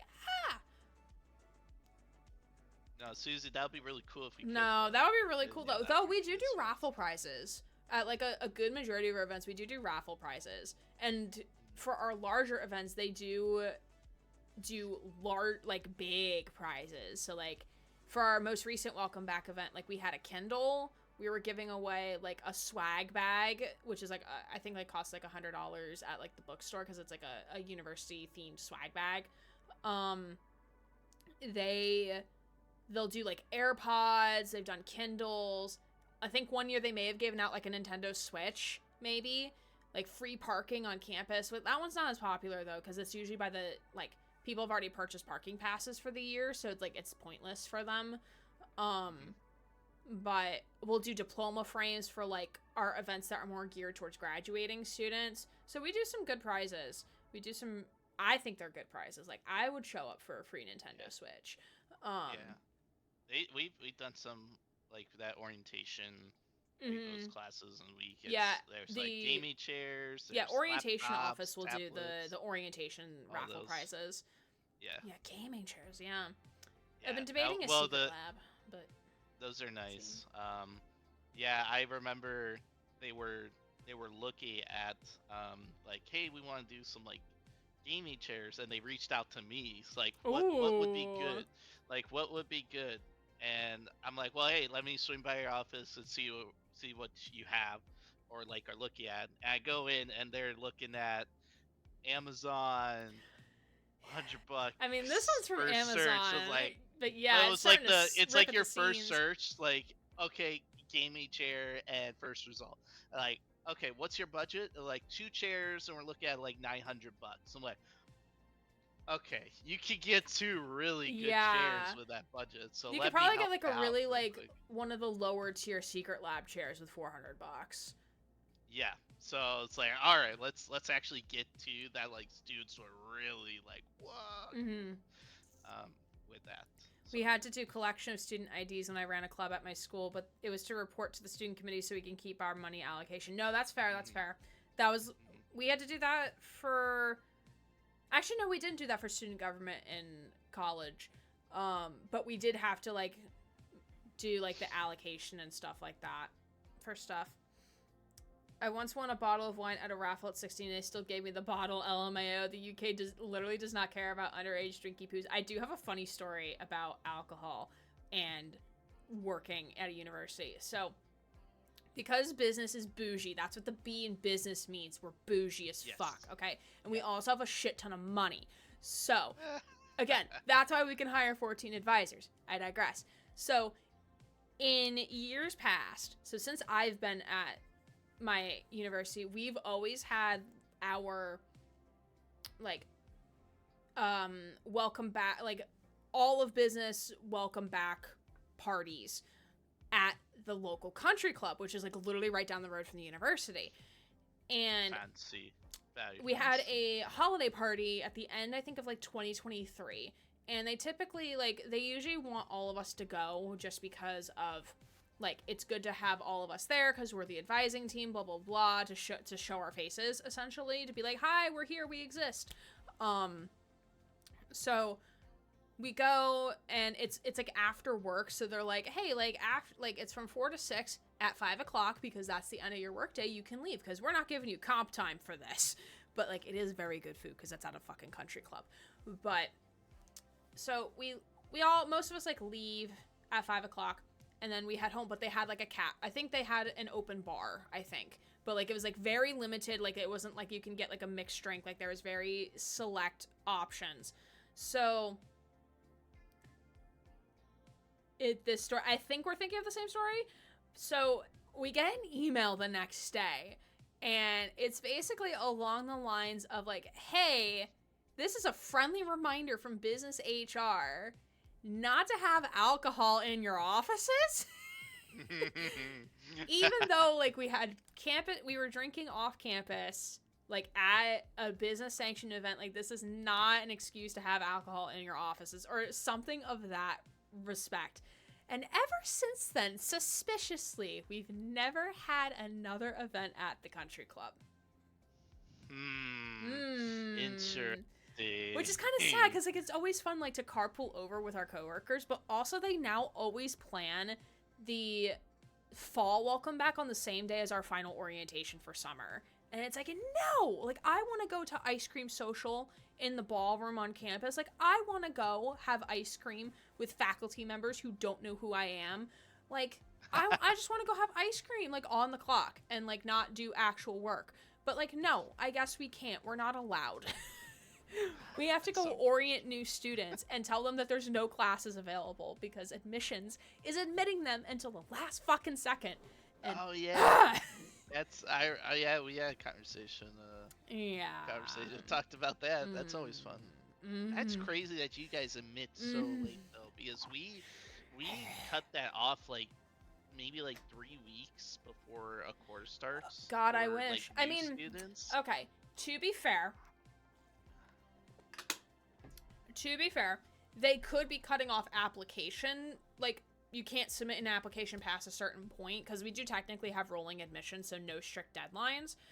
But they may still be like reviewing applications that have been submitted up to that point.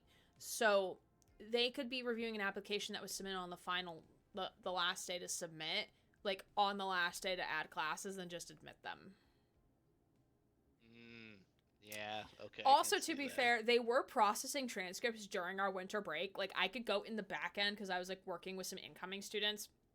And I'm like, oh, like, I'm not sure. Like, it's literally January 8th. Like, we literally just opened, like, 2 days ago. Well, technically that day because, like, January 6th and 7th didn't exist because of snow existing on the ground. And, like, I would look in the system and, like, it would say, like, oh, processed on December 30th. And I'm like, why is admissions working during the holiday break? Hello? You better be getting paid for this. You better be being paid double overtime right now. Yeah.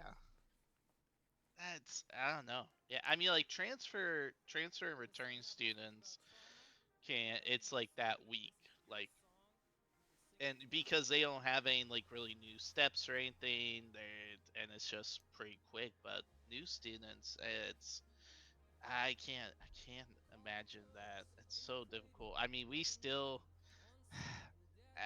we run into a similar problem because we take or like meet new students all the way to the second day of the quarter where you can still register without instructor permission. Mm-hmm. Usually it doesn't. They just wait till next quarter, but um, it's it's something that's always baffles me. Like why? And there's so Money, much data. Yeah, that's true. money, That enrollment stats. Like, there's so this much is what data my we talk degree about. is for. Yeah. Because, We like, I talk can about ask the data. question. I can ask the question of, like, why is our university doing this thing? And, like, I will already know the answer to it because, like, Yeah. as our dean will say, everything is business.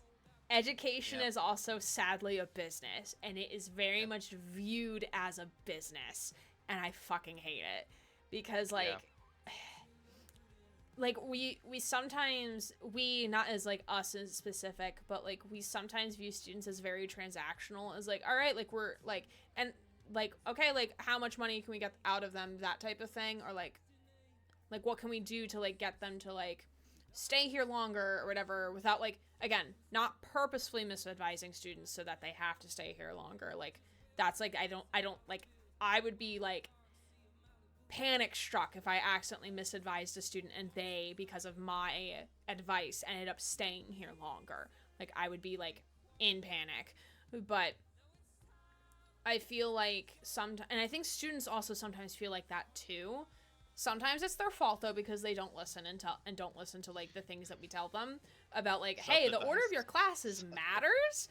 But sometimes it isn't their fault, because sometimes the classes they need are not being offered physically when they need them, not counting summer semester, because summer semester technically shouldn't count. But also, like, when you have professors who are being very stingy about their grades or how they're going to grade, or threatening to fail students that are taking their capstone class, which is their final class, and outright threatening them that they are going to fail them, like, that's not conductive. That's not good. And I think sometimes, like, I definitely had students say to me, like, for multiple different reasons, that, like, they sometimes feel like the university doesn't care, like, they're just here for the money, blah, blah, or, like, the university just wants their money, which is, like, yes, because, like, otherwise, like, if the university doesn't get money, then I will not have a job, so I can't help you. But, like, also, at the same point, like, sadly, yes, like, they do need your money. So it's really tricky. But basically what Guthix and I were kind of, like, referring to here is that my university, as far as we know, they admit students until the very last second of the last day to add, which for some programs on campus may be completely okay because they may have a lot of open seats. But for us, like, we are basically scraping the bottom of the barrel. There is nothing left. So when we have students coming in on a Tuesday, and Tuesday was our last day to add for this semester, for full semester classes, I should say. When we have students coming in, it's like, oh, hey, like, I was just admitted yesterday, like, I'm here to, like, pick classes, and especially when they say they're a transfer student, and they have an associate's degree already, and it's like, gosh. oh, no. Because they don't need, typically, don't need any general elective credit. They don't need any sort of general education classes, so there's nothing, there's, like, all they have left at this point is their upper level business stuff. And at that point, like, most if not everything is full. And there's nothing, like, all they can do is get on a wait list and just pray. Is, like, get on the ground, start praying to whatever you believe in, and just hope to God something opens up by 11:59 p.m. tonight. And then what's really the kicker is the international students. Hold on, it's the same thing for international students? I'm not Is it the sure. same I'm not timeline sure. roughly, or- However, like, and again, this is something like I wish I was a fly on a wall in the admissions office / the new student orientation office, because I would love to know, like, when is the cutoff for international students, and like how much do they communicate with them about picking classes? Because I had a student come in, we had orientation like the Thursday before school started. So like school started on the Tuesday because MLK Day was the Monday. So we had orientation Thursday night. They came to drop-ins on Friday. They came in, they were very confused, and they're traditional freshman international students, so it's not like okay, like we have wiggle room, we're not like in a serious panic right now, we have some wiggle room. And first of all, they were like, I don't know what last night was supposed to be for, and they came to me during drop-ins with not registered for anything, and that's what the purpose of orientation is, to get registered. And I was like, yeah, so last night was your chance to get registered with an advisor to watch you get registered. He's like, oh, I didn't know that. I'm like, this is my job as the orientation team. What's going on? But thankfully he was, we were able to get some classes for him, because like he was like a traditional freshman. So like we had plenty of classes that we could find for him to take. But for international students, they need to take, I would imagine it would be the same if an international student came to you, Guthix, at your school, because visa status, I imagine, is the same no matter what institution you go to. But your visa determines how many classes you need to take and the modality of classes. So we offer a lot of in-person and online classes. Sometimes the classes still remaining that are open are the online sections of classes, which, depending on what the international student is already registered for, they can't take another online section of a class because they have certain caps, for their visa status. So if they're enrolled in 12 credits of coursework, which is full-time, they can only take a fourth of those credits, so 3 credits, as an online class.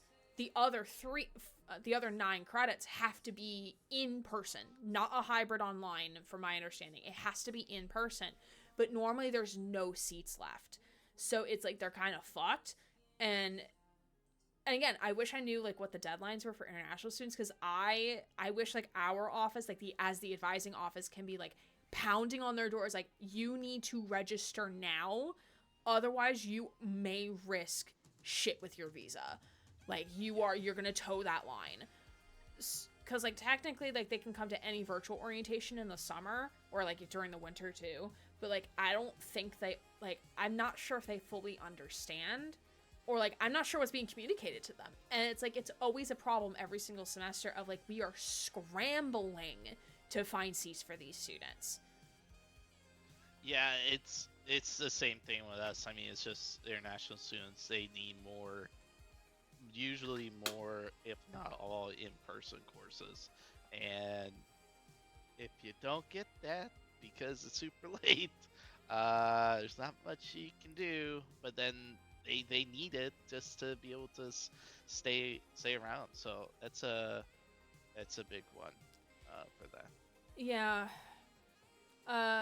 Ray has a question in the chat. When you applied for a university, do you not just pick what you want to take then? Or just the uni then looks at your classes after? So it depends on the university. My undergraduate would register all first-time students for their first semester. They would go in and register for us based on what our program was and what credits we had already. So my first semester was fucked up, and I caught it because like I was referring to the 4-year plan. And I'm like, I should be in private lessons this semester, and I'm not. So I had to like email the department head like, hey, can I get added into this class? Can I take private lessons, please? Because that's required. But I later then found out they had someone new in the registrar's office who was helping with schedules and made a boo-boo. So a bunch of us did not end up in our intro course for music education because of that. But anyway, so it depends on the university. So for us, because there's so many students, like we have over 40,000 students generally, like throughout the entire university, we cannot individually register students. There's no way. I don't even think we can like mass register either, because like there's no way. Yeah. And also because we do have a lot of students who are working either part-time or full-time, or need online classes, visa status, everything. Like it to some degree it's just easier for them to register themselves, even though sometimes it can be a pain to try to get them to register. So what ends up happening is that like students should come to orientation, we walk them through how to register, and we actually sit down with them and check their schedules, make sure they look good. Students don't have to do that. They don't have to come to orientation. But if they do, they kind of get some helping hands with what to register for, because that's more the big thing. Like they can register for classes, might not be the right ones, but they can register. And it's kind of on them if they don't register what they need to register for. So like we don't check schedules, like I don't check schedules unless a student emails me like, hey, can you check over my schedule? Yeah, or if they meet with you. Yeah, I know for us, we actually, every new student, right, that comes to our college that's a 2-year school, we have a PSA with them, which is a post-SOAR advising. It's basically after they finish all their placement tests, their gate start steps and everything. It's the first time they meet with one of us advisors. Is it mandatory? It is for all new students. How do you mandate that? Well, again, we don't have as many students as the university does. True. So it is it's something that our office staff reach out to all of our new students. There's a giant Excel sheet that they continue to update with all new students, and they reach out, either call, email, and then try to get connected with a student to then get them on a schedule appointment with us. And in that appointment, we talk through what usually, if they're meeting with me, they've already expressed that they have an interest in business. We talk about specific degrees or like transfer options, or if they wanted to stay for a bachelor's here, or specific associates. And then in that time, we actually talk through classes for first year quarter, and assist them with registration. So just kind of working through all that in a meeting for all first year students. I just now imagine Guthic standing over a new student like JoJo's character, like, you need to meet with me. It's mandatory. Yes. Of course, we still get students that don't meet with us, and I'm sure at there's the end of students the who day, have they never don't. met with us and still graduated. I'm sure of it. Yeah, it can happen. However, with us for business, we always encourage students to meet with us, especially like our bachelor students, because certain classes are only taught at certain times in the quarter, and that can get updated. And it's really important that they meet with us, so then they're actually staying on track. Is this like in the summer break before uni starts? This is, for us, it's all every quarter, because we have new students starting each quarter. Yeah, same for us. For us, yeah. So students can register or apply. And for starting any Guthix's course. school is interesting because they don't do like fall spring. They don't do like a fall spring within like an optional summer term. They do trimesters. So there's 3 semesters. Yeah, that's more of a West Coast thing that I've learned, that a lot of like, it's a lot of trimesters. Even like the big state schools too. UW is trimesters. Really? Yep. That's so interesting. is trimesters. Yep.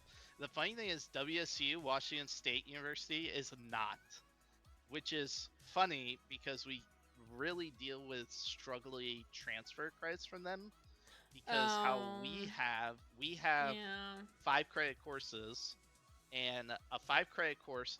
Tell me how this works. I don't understand. It's a I'm stupid gonna tell you state now. thing. I'm bad at math. Just how I tell my students, I'm bad at math. But Okay, bring it on. So 5 credit course Okay. transfer from quarter transfers to a semester schedule as 3 credits, which is a typical 3 credit class semester. Yeah. Good, that's full class.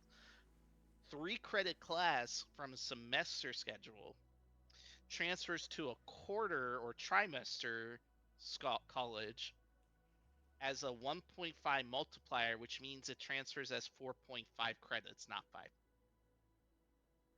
How what? So one way, I don't know, it's a freaking state thing. One way, it's 5 credits to 3 for only one way, and then the other way, it's 3 to 4.5. So if for some reason you lose 0.5 credits when Okay, wait, this when you actually transfer kind of from makes one to the other sense way. now because I've definitely seen, I think they're international students specifically, I think from China. I have seen like, because like international schools usually have like very different credit systems anyway, but Yeah. like I know I've definitely seen on like some of their transcripts or like how their credits are coming into our system, and it's like 1.25, 1.9, Yeah. 4.5, 2.5. I'm like, where is Yeah. the points coming in? Yeah, so we deal with Because that then we from have to like WSU do like so the much. weirdest substitution shit ever to try to get it. Backfill a credit of like Because random like course to it's get like, the oh, 90 like you credit need requirement. 3 credits of this, and then like they only bring in like 2.5. It's like, nope, 0.5. this requirement's not met even though you took the same exact class at a school in China. And it's like we have to do like a substitution to like add 0.5 credits in. It's like, what the fuck, Yep. man? It's so frustrating. So yeah, it's fun. For CZ and Ray, for us quarters and versus semesters. So semesters are typically like 16-week 15, long 16, semester, depending or on 15, like 16, break. Yeah. around that. And then quarters is about 11 to 12. So basically, you take part half or not half. You take like 4 or 5 weeks from the semesters of 2, and you just add another semester. One in the middle, yeah. Yeah. It's Yeah. fun. Yeah, so that's terrible because WCU is the only one that's over here out of like the bigger universities in the state of Washington. That's freaking semesters, and it's terrible. Gotcha. That's my rant for tonight. Yeah. Yeah, we have a lot of students come from the local community college system, which we have like a really, really tight partnership with. So like I'll have students who try to like get their credits reevaluated from there, and it's like, you can't, like you literally cannot, like this, no. Yeah, like this, like I will deny it, and I'm not the person who denies these, but I will deny it for them. But like, if it's a school from like Alaska, sure, do whatever the fuck you want. Like, you can ask for whatever, because they're probably wrong anyway. Yeah, there's been a few. Well, what happens is there's been some students that have taken like upper level courses, like your 3rd, 4th-year courses, and then transfer for a bachelor's at our school, and then they're evaluated at the like 1st or 2nd-year courses. Oh yeah. Because that's what typically students need. Yeah. Typically students need that. So when I catch a few of those that are like management or like marketing for managers, and we have a marketing principles course, and the level is different. I'm like, hold on, I will check on that, and then it's like, oh yeah, no, actually this one works too, and it's like it's more common for students that need a 1st, 2nd-year course than a 3rd, 4th-year course that's transferring. Yeah, I often see a lot of course substitutions come in for our lower level accounting class, specifically because our lower level accounting is both financial and managerial combined together into one. So if students coming from the local college system, community college system, only takes, because at their college, those are 2 separate classes. It's financial accounting and then managerial. If they only take one part of it, which is usually financial is first, they can't get credit for the class here because they didn't take both parts. Now, what we sometimes see substitutions for is a student. Recently I had a student who went to like a Saudi university that was an international school, did financial accounting there, then transferred to the United States at the local college, community college system, and then took managerial here. But the system, because it's a new pairing of financial and managerial, didn't recognize it, so it didn't give him the credit for it. So I'm like, okay, let me check with our student request coordinator. Let me see if this can be approved. And she was like, yeah, that like it's financial and managerial. It should come in. We might need to see the international, not the transcript, the syllabus for the international course to make sure it's on par with like our usual financial accounting course. And he got the substitution, no problem, after he gave them the syllabus. But yeah, sometimes weird shit like that. A lot of our lower level business classes are not the same as like the upper levels. So like we don't have like a lower level finance, a lower level management. It's usually like we have like our general business classes, which are the like the lower level courses, but they're very general. So it's like intro to business, professional development. So we have like a lower, and that one we have a lower and upper level because it's professional development skills. Then we have global environment, which is international business, but we don't have an upper level for that. So oftentimes, like from our other 4-year schools, we may see a random credit for like management 303 as an example. But like anything from the local community college system will not come in as our upper level credits, no matter how much they ask and beg and plead. It will not. Yeah, and that's we have something with like our principles of county is broken up into 3 sequences, but like 2 of them counts as one course, and then like the third one counts as a second level. So if you just take one, it doesn't work. And upper level courses don't usually transfer because of that, and we share with students that like, look, if you want to transfer, you want to work towards our business associates, that is more design transfer. It gets your core general education classes done out of the way, for any like prerequisites and such. Ray does ask, do you have any course entry requirements? And if so, how does that work with different international grading? So I'm asking a clarifying question just for myself. Do you mean like university admission requirements, or like, because like some of our classes have prerequisites that are required to take the class, and those are usually more of like our upper level courses. Like the further you get into the business degree, the more prerequisites are needed in order to take those classes, just because we don't want a freshman to take Marketing 471, which is our writing intensive upper level marketing class. So do you mean like for like general university admission, or do you mean like for specific classes within the degree? Yeah, it's the same thing with us. I mean, like prerequisites are for classes. And the biggest thing students argue with us about. Yes. Do I really need this course? Like, okay. Both, I guess, like unis here might say you need a B, but then if you want to take a specific subject like math, you need A in math. Sounds like Okay. Go ahead. Yeah, I think so yeah, it seems like more of a prerequisite for a course. So like certain courses have certain grade requirements. So like our like our upper level courses that have prerequisites, you need like a 2.0 or higher in the course. When it comes to enrollment for us, we are an open enrollment campus, so there's no like eligibility requirements to and apply and be accepted. And that's like Um, usual for most community colleges because yes. that is the purpose of a community college, is to Yeah. support the community. So Universities are different. yeah. They could have like certain ACT or SAT score requirements or GPA or anything Yeah. else. Yeah, I'm not sure what our admission requirements are to just get into the university.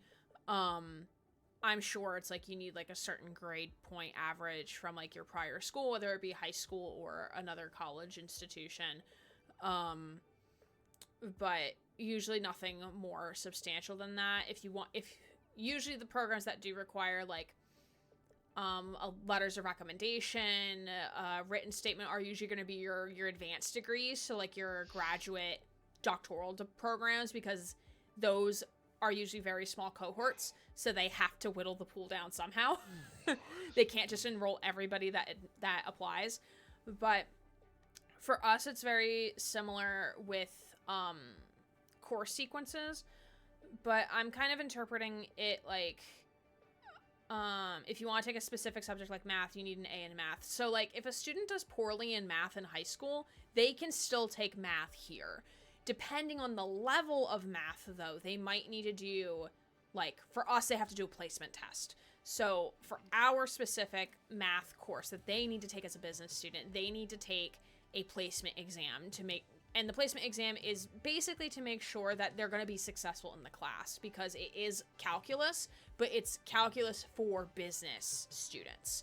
So it's not like your traditional calculus. It's like one notch down, but it's not pre-calc. So it's like kind of in the middle. So we just don't want any I guess like the university doesn't want any Joe Schmo to walk in and take the class, because they're probably just going to see like every student and their mother not doing well in the class because they're not adequately prepared for it. So we do have ways to prepare them to take the class and to take the exam, but that is an example of like they do need to have like something to get into that math. But like when I took math in college for my degree, and granted, the math I was taking was teacher math, so it was stupid math. It was Did you have to learn set theory? Because I had to learn set theory, and it was an abomination to society. Base 10 math, it was all those applications. But like for us, like that, we didn't need any like additional like, we didn't need to do like score a certain. Yeah, my thought exactly. I don't remember what it is anymore, and thank God, because it was fucking pointless. But we didn't have to do any entry-level exams for it. And actually, like, when I started at the university, they tried to make me do, like, an entry out, a math placement, which I bombed, because I'm like, I don't need a score on this to take the math that I need to take. So, but, like, yeah, like, anyone, like, a student could do poorly in English in their high school, and then take English 101, which is our basic composition course. So most of our classes don't require like you needing to do well in high school or your prior school to take them here. It just depends on the specific course. Just might require a prerequisite, which might be like, hey, before you can take English 202, which is the literature class, you might need to take English 101 first. Before you take English 302, which is our advanced composition class, you have to take English 101 first. But if you're coming like directly from like high school to university, like there usually isn't much of like you need this grade in high school to take any math class. Yeah, it's similar here. Makes sense. Thank you. You're welcome. Yeah, because like we do try to make things somewhat accessible. We try. We just don't want you taking capstone as a freshman. That's it. yeah. That's probably not a way. Not a good idea. Successful. We've actually we've had a couple students, and again, these are usually the students who come to the last orientation, so there's nothing really left.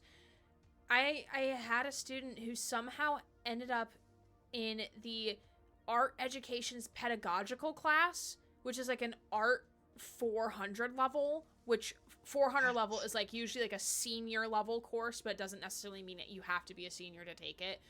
But like somehow wound up in that class. And now the art department, which one of my friends works over there, is like, yeah, we're putting in codes in there to not have that happen again, because she was like a first-time baby freshman.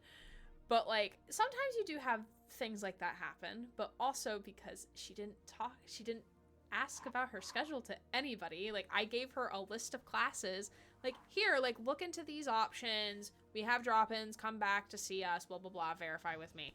Never came back. Nope. So yeah. Self-advised. Yeah. To some extent. Like, we did try. We tried. That's what they decided we do with what we're given. Themselves. Did she pass or swap it? Well, at that point she couldn't drop the class. It would be a withdraw. I think she stuck through the entire semester. Because what happened was, like, I had met with her during the first week of fall classes. Then, again, my friend who works over in art department as one of their advisors, Teams messaged me, like, a lowly day in October. It was like, hey, one of your students is, like, in this class, and she absolutely should not be in this class. And I'm like, okay, like, I'll email her. I emailed her saying, hey, we're in our withdrawal period. Like, withdraw from this class. I beg you. I don't think she ever did. So I think she's now trying to do, like, a non-academic withdrawal, I think, which is, like, a whole different beast of itself, which I'm not going to get into because, like, it's already complicated for us. It's going to be complicated. But, yeah, I don't think she passed. No. I don't think she passed any of her classes this semester, but I could be wrong because I haven't looked at her case in a hot minute, so I don't know. And sometimes you just have students who just flop in their first semester. Yeah. You can help them as much as you want. Sometimes they just flop. Yeah, it's hard. We try to be there for a student as much as we can and try to reach out. But yeah, sometimes you're at the end of the day, we're not the ones taking the classes and be at college, to be frank. Oh no, right? I mean, like, I remember how I had a student who was like, can I take, like, 2 physics classes as my natural science? I'm like, I wouldn't. But again, I practically failed chemistry in high school, so, like, I wouldn't.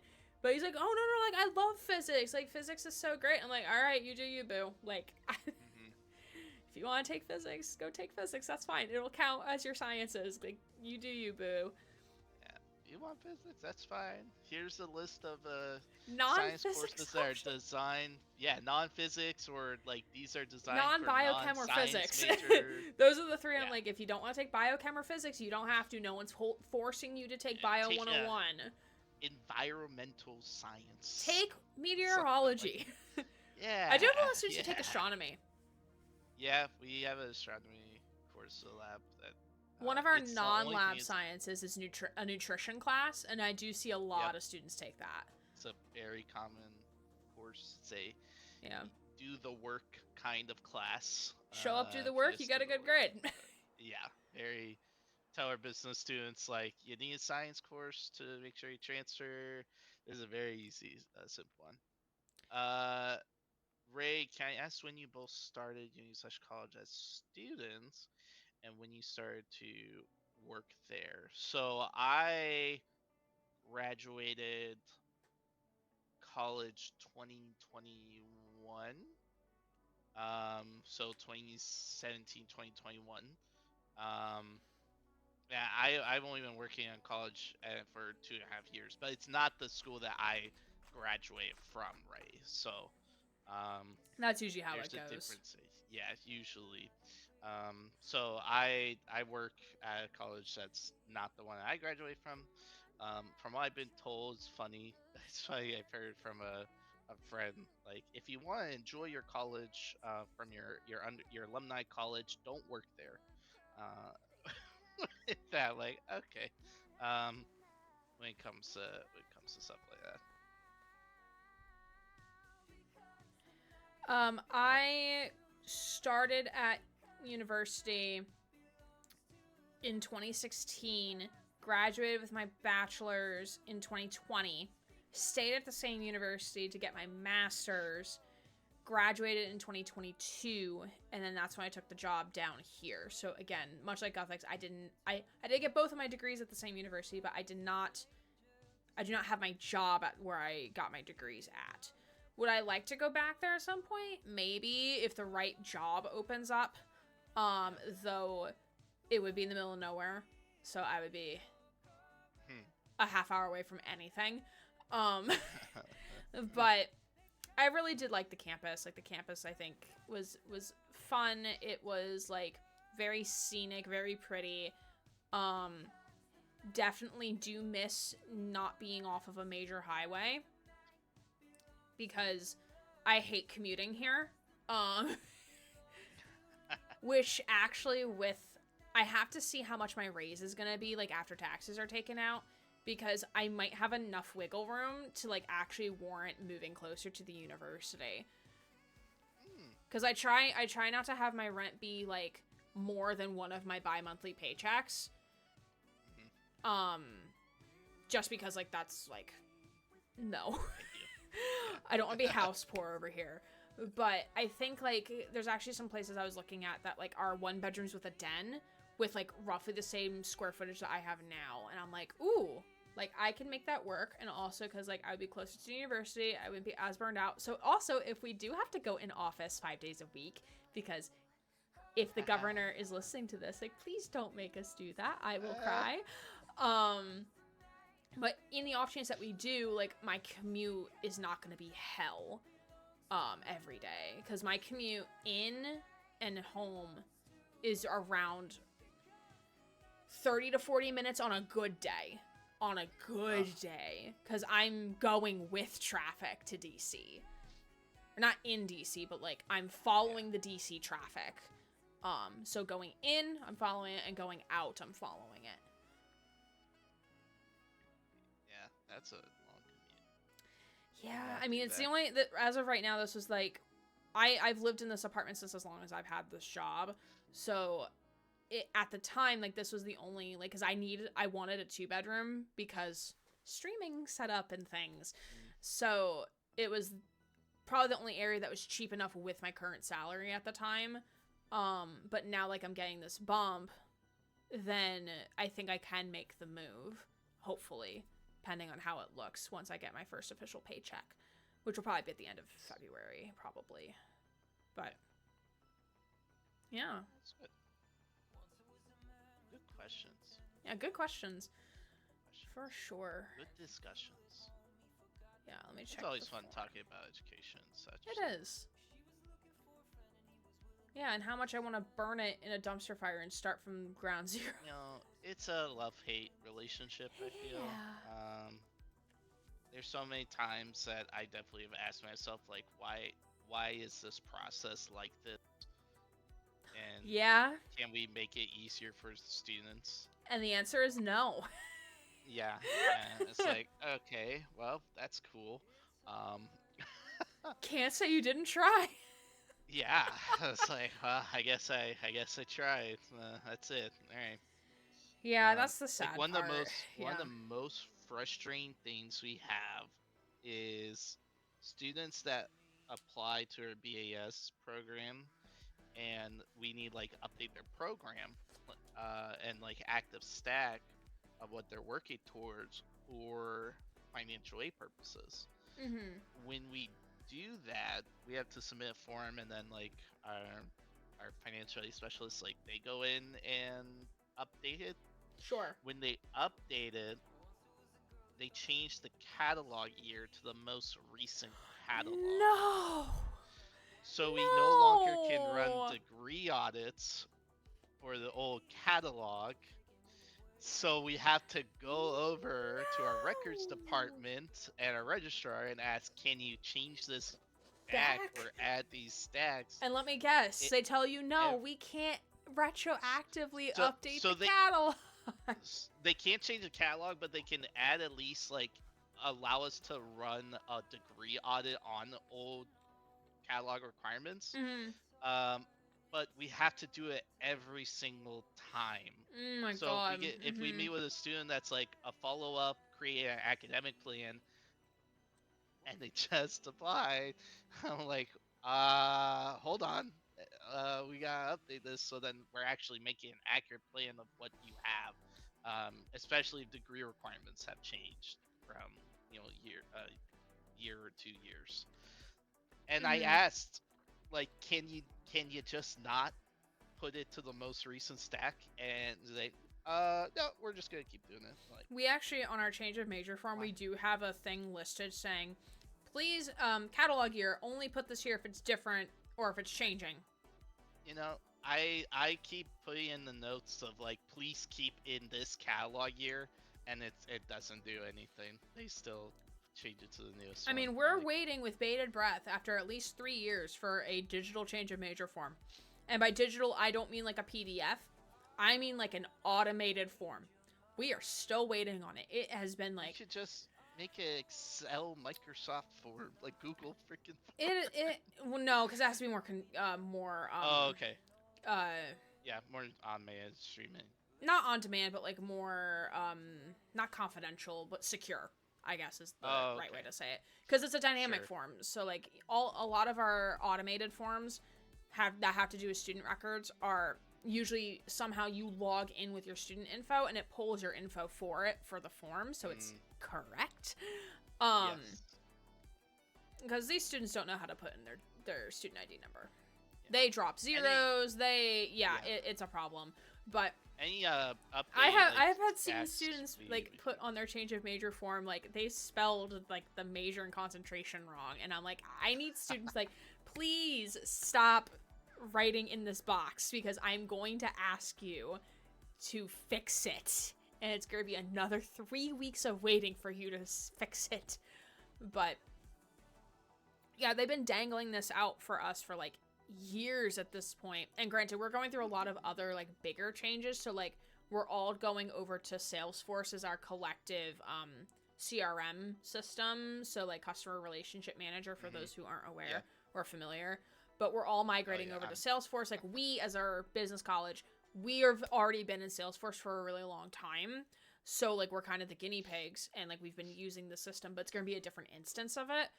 But we're also changing our degree audit system. And allegedly, it's all happening this summer. And I say that because the degree audit system was supposed to change back in September. Then it got pushed to December. Then it got pushed to January. Now they're saying sometime in the summer. And I'm like, okay, we have to orient students this summer, right? So like, do you have an idea? When? Yeah.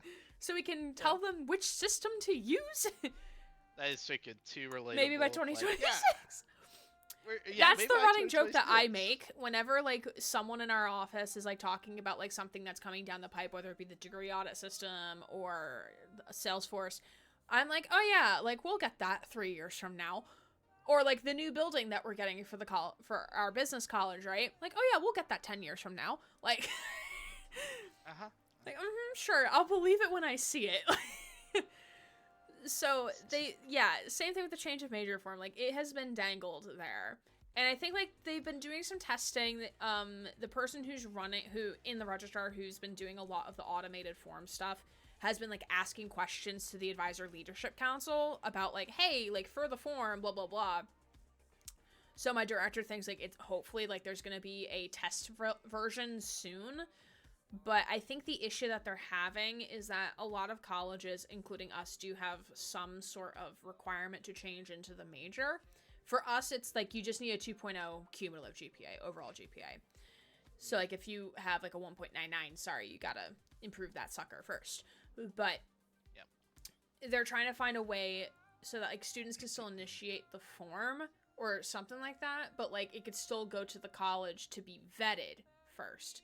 And, like, I threw the idea out during an advisor meeting, and part of me is, like, I really want to tell this to the registrar, but it's like, why don't you have the advisor initiate the form? Because, like, I think, like, most of the colleges and departments do require the student to meet with an advisor first before they change their major, and also to verify that they can actually change the major. So it's like, why don't you just start the process with the advisor? Because that, at that point, like, you can have, like, so the advisor starts the form, like, okay, the student is changing majors into this. The form gets automatically sent to the student. The student then signs off on it. And if there's, like, and, like, students tend to, like, take forever to fill out forms sometimes. So, like, I had a student who I met with in November to change their major to business, didn't have a GPA established yet because they're a first semester student, waited until after the last day that waited until the day after grades were submitted to send me the form. Did not have a 2.0, so I had to tell them, nope, you can't become a business student now because you waited too long. So, like, the form could have, like, an automatic, like, kickback to the advisor, like, if it takes too long, and, like, let's say the student, like, takes a month to sign off on it. If after a certain period of time, it goes back to the advisor just to verify and confirm, like, yes, this student has satisfied the prerequisites needed for the major. Once the advisor does that second sign-off, then it goes for processing and then it's processed. Which is, like, I don't know, genius? So Makes sense. I mean, any, like, program updates or, like, applying for, like, prerequisites, we are responsible for that. We do that. Yeah. So, I mean, yeah, it allows us to also have a conversation with the student. Yeah, and have because an we have advising moment policy. Just to, like, make sure we have that advising moment with the student first, and answering questions too. Because you will have the students be like, I was never told I needed to pass the C or higher. Well, let me Otherwise, just I'll be look at my terminated. notes. It's like, well then, let me That's- just look back to my notes from 3 years ago. Oh, it's right here. Oh wow! I told you. I had a student falsely accuse me in a meeting that I wasn't even in. It was a meeting with another advisor. Like, Gray, the advisor, told me that my registration date was on this date, but it's actually this date. And she, dead ass, like, did well, let me check that for you. Let me pull up the notes. Pulled up the notes. I wrote in the notes, like, oh, student's time ticket opened or is going to open on this time at this date. And it was different from what the student had said. And she was like, oh, no, Gray told you correctly. It's here in the note. And the student was like, oh. It's like, That's why you write good notes. Amen. And if I write good notes, you gotta. That's the biggest. I feel like it's the biggest pet peeve that, like, I have. I make sure I have good detailed notes. Oh yeah. And yeah. there's sometimes that they're so helpful for me if I meet with a new student I met with first time that an advisors meet with, and then also just vice versa. And sometimes I read a note and, like, this does not help me whatsoever. There's, like, very minimum note takey. I'm like, how do you? It would drive me insane if I didn't put a detailed note explaining what we covered, what degree they're working towards, what classes we discussed. Oh yeah. And we tell our advisors, like, there could be 20 students in the queue waiting for drop-ins during registration. You take your time to write a good note. Like, if you need 5 to 10 minutes to write that note, you take that time. Like, you take it. Like, it's fine. We'd rather have you take the time to do a good note than to not, and it be, like, lost in the ether. But also, like, that's... just do it with the student. Do it at the end of the appointment. That's what I do. I do it after, because, like, I'm gonna forget. Like, I'll even forget things, like, that happened, like, 2 seconds ago in the advising appointment. So, like, I take my notes immediately after I see the student. Otherwise, it's gonna be gone. Like, it will flee my brain. But they're hoping with everyone being in Salesforce, that also, right, I love that you also use Salesforce. That's cool. They're hoping that once we all migrate over to Salesforce, because, like, right now, like, business is in our instance of Salesforce. Most other people are in Navigate, which is, like, another, like, a schedule appointment we platform. Yeah, Yeah, like we use student Navigate. record keeping platform. We use it for business. We use it just to for students to book appointments, but that's where a bulk of other colleges take their notes. And then some departments don't even have active notes anywhere. Like, That's baffling. baffling, I know. So they're hoping with everyone going over to Salesforce that there can be an established protocol of like, all right, there needs to be a structure with notes.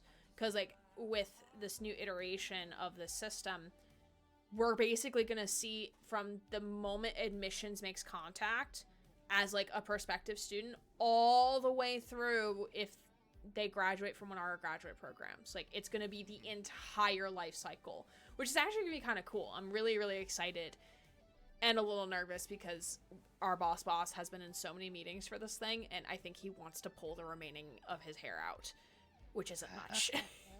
It's actually more on his beard. Kind of, not like you do have a full head of hair, but like Don't worry. And when I get older, I lose it based on what my dad looks like. So. Just try to keep it as long as I can. I mean, I shaved most of mine, so. But yeah, the whole degree levels super confuse me, like master's, doctorate. Yeah, it's just their additional degrees. The perk of like doing a bachelor's and then doing a master's or doctorate is that for your master's/doctorate, it's only those classes. So you don't have to do all 120 credits again. It's just those classes for that degree. So my master's degree is 42 credits, which is about 2-ish years, with like 2 years with 2 summer winter classes in there. But it's just extra work. It's extra things. Usually I recommend getting a master's for students who are finishing their bachelor's degree and may want to switch disciplines. So like if I have a student who is in marketing but wants to transition to being an accountant and wants to get the licensure in CPA, which is our certified professional accountant certification, I think. Public accountant, yeah. Then maybe I would say like, oh yeah, get your master's in accounting. But if a student's like, oh, like, I'm not sure, I'm just doing the thing, like, I'm like, don't do it yet, because that's going to be more debt. As someone who's in debt, mostly for my master's degree, that's going to be more debt that you have to pay off, because, like, a lot of FAFSA is not going to cover, or you're getting a lot of more loans for it. So don't do it unless if you are changing career, or if the job you want is requiring it, or if the job you have is gonna pay for it, because that's the best part. Because most companies, especially like in business world, I would hope, will hopefully offset some of the cost of like continuing your education if you're doing something that's gonna help benefit their company. So like for us, I would hope it's the same thing for you, Guthix, but for us as educator or working at a college, like we do get a tuition waiver up to a certain amount of credits per year. So if I wanted to take a class every semester, I could. I think I would just have to pay like any course fees and for textbooks and stuff, but I wouldn't have to pay tuition. Yeah. If I wanted to do that. Yep. For us here, if you want to take classes here, I think it's like $5 to $5? class. Yeah, it's low. We just need a transaction on the account. Yeah, basically. So, yeah, that's here. And then I know it's like a hand select few schools that if you want to go like a master's, like there's a certain like amount of funds like budgeted out for professional development through school and such. Yeah. Do you take any courses using that now? Have you? I have not, because I just don't have it in me to do another class. I'm mentally just done. I don't want to do coursework. As much as like I've debated like taking like a computer game design class at some point. One, it conflicts with my advising schedule because like we have a rule in our office that's like you can't take class when you're supposed to be advising, because that's advising hours. But also, like, I just don't want to do the work anymore. Like, I'm mentally done, and, like, I like my free time. I very much like knowing that when I come home, I can do whatever I want. Like, I can play Dead by Daylight for 4 hours if I want. Like, no one can stop me. I have no other responsibilities I need to do. So, yeah. The power of freedom. The power of It's freedom, wonderful. indeed. I don't know how my 2 coworkers, or 3 coworkers, are doing their doctorate degrees. I have no idea. That's great. I know I'm gonna lose that freedom in like a year and a half when I go get my master's. Oh, that's exciting. Yes, you get a master's in academic advising from Ooh. Kansas State University. Is that like an online program? Like fully online? It is online, 1 year, and it's only about 16,000. Okay, that's not bad. Year. Yeah, that's not Yep. bad. Yep. So it'll help if I want to like go to a university that requires a master's for being an advisor. Yeah. And then if I wanted like go to university and like be an esports director or work in esports at university as well. So kind of helps 2 pathways. Yeah. Extra degree or DBD for 4 hours per day. I mean, I picked DVD too. Yeah. that's for 4 more hours. It's pretty good. I Yeah. wouldn't complain. Yeah. Yeah, I'm kind of glad I did the masters when I did, because I don't think I would have gone back for it at this point, unless if I knew like I was gonna get a pay raise like for getting the masters. But I don't think in our office, at least, I think everyone is paid the same regardless of your degree status. Really? I think. Sure. I'm not sure. I would have to ask, like, because we have 3 in our office who don't have or don't have master's degrees, who are advisors. So I would have to ask them, and we're actually pretty vocal about like how much we make to each other. Like my friend, who's one of the other senior advisors in our team, she messaged me earlier because I was texting our group chat like, oh hey, like I think like maybe with the pay bump, like I might be able to move closer to the university. And she DM'd me and was like, hey, so like just out of curiosity to make sure none of us are getting snubbed, how much are you going to be making? Because like she just wants to make sure like none of us are like getting like completely like same job, different pay. Yeah, exactly. So like her and I are roughly like, I think only like a couple $100s off from each other, and then the 2 senior advisors who've been there the longest, like they've been senior advisors since like I started 2.5 years ago, are just like $1,000 or $2,000 more, which makes sense. Years of experience. Probably, I would assume so. adjustments. Yeah. You have years of experience and degree, so there is an adjustment if you have a master's and then how long you've been there. I would assume, like, I know like once I hit 5 years, like I'll accrue more annual leave, like per pay period, but I'm not sure if I'll get like a salary bump or anything like that.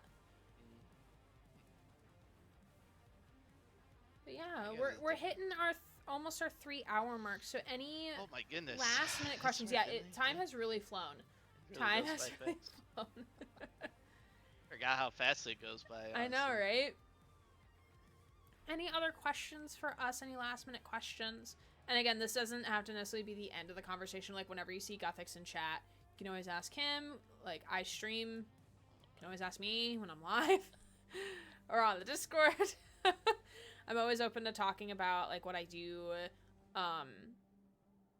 all of that wonderful goodness and stuff like that.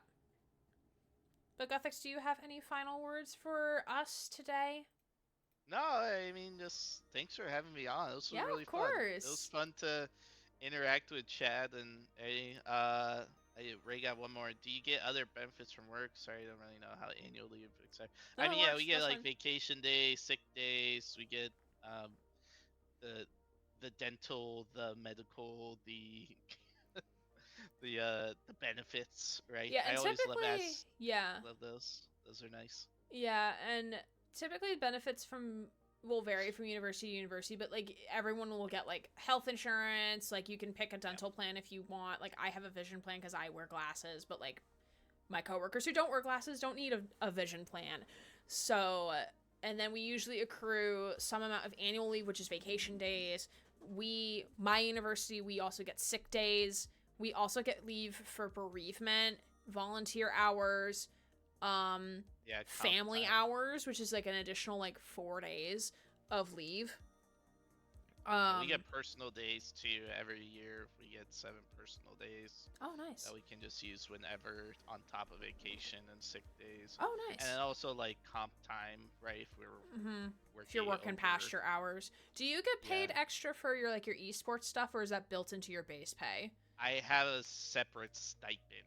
So I have my Ah, salary as a advisor, and then I have a stipend on top of that as an gotcha. athletics coach. Okay. Yeah.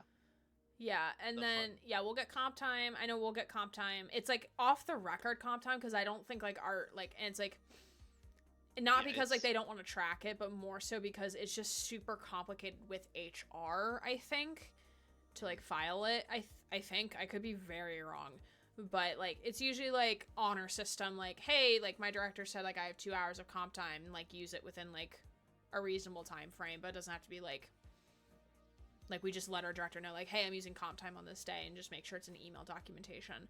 yeah. But And they're like, okay. yeah, and they're like okay. Usually it's just okay. Good stuff. Yeah, I think that's bigger benefits. I mean, we do have like stuff for like retirement as well. And I think that's it for benefits. Yeah. I know Makes like sense. our university, like we get 2 weeks off at Christmas, which like not many other universities do, and I love it. It's so great. That's nice. That's nice. Paid. It's so great. I wish we did that, but we have to take time off if we want that. Yeah. It's fun. Yeah. No, good question there. Yeah, good question. Anything else? Anything else? You think of this as like your forever job, or just enjoy it for now? Like, that's a good question. Yeah. I mean, I definitely enjoy it. It's from what I've heard from like for esports side of things, the Oh, sorry, you very were well muted for a hot supported. second because I was gonna have someone muted to raid, and then I muted Chrome, which muted you. So Nice. start over for that question. Yeah. Do you think of this as like your forever job, or enjoy it for now? Like, no, I mean like from what I've heard or seen for like esports side things, this is a pretty good gig. So I would like to like move on to maybe a university at some point, either Come in work the for advising me. field, get an With esports me. program, and We get do have an esports program. Is it student life or is it athletics? That's. I'm not sure actually. I don't know. Do you have someone like? Is there someone running it, or is it like? I a don't club know. and I do know that at some point they will be hiring, or they're not hiring, but they're looking eventually to get 2 or they have 1 advisor for the game design program, but that program is approaching 500 students rapidly, so they're probably going to look to try to get a second advisor, just because like there's no way one person can advise all 500 of them. So that might be coming down the pipe. But again, they still have to go through like an entire approval process for that. I see. But overall,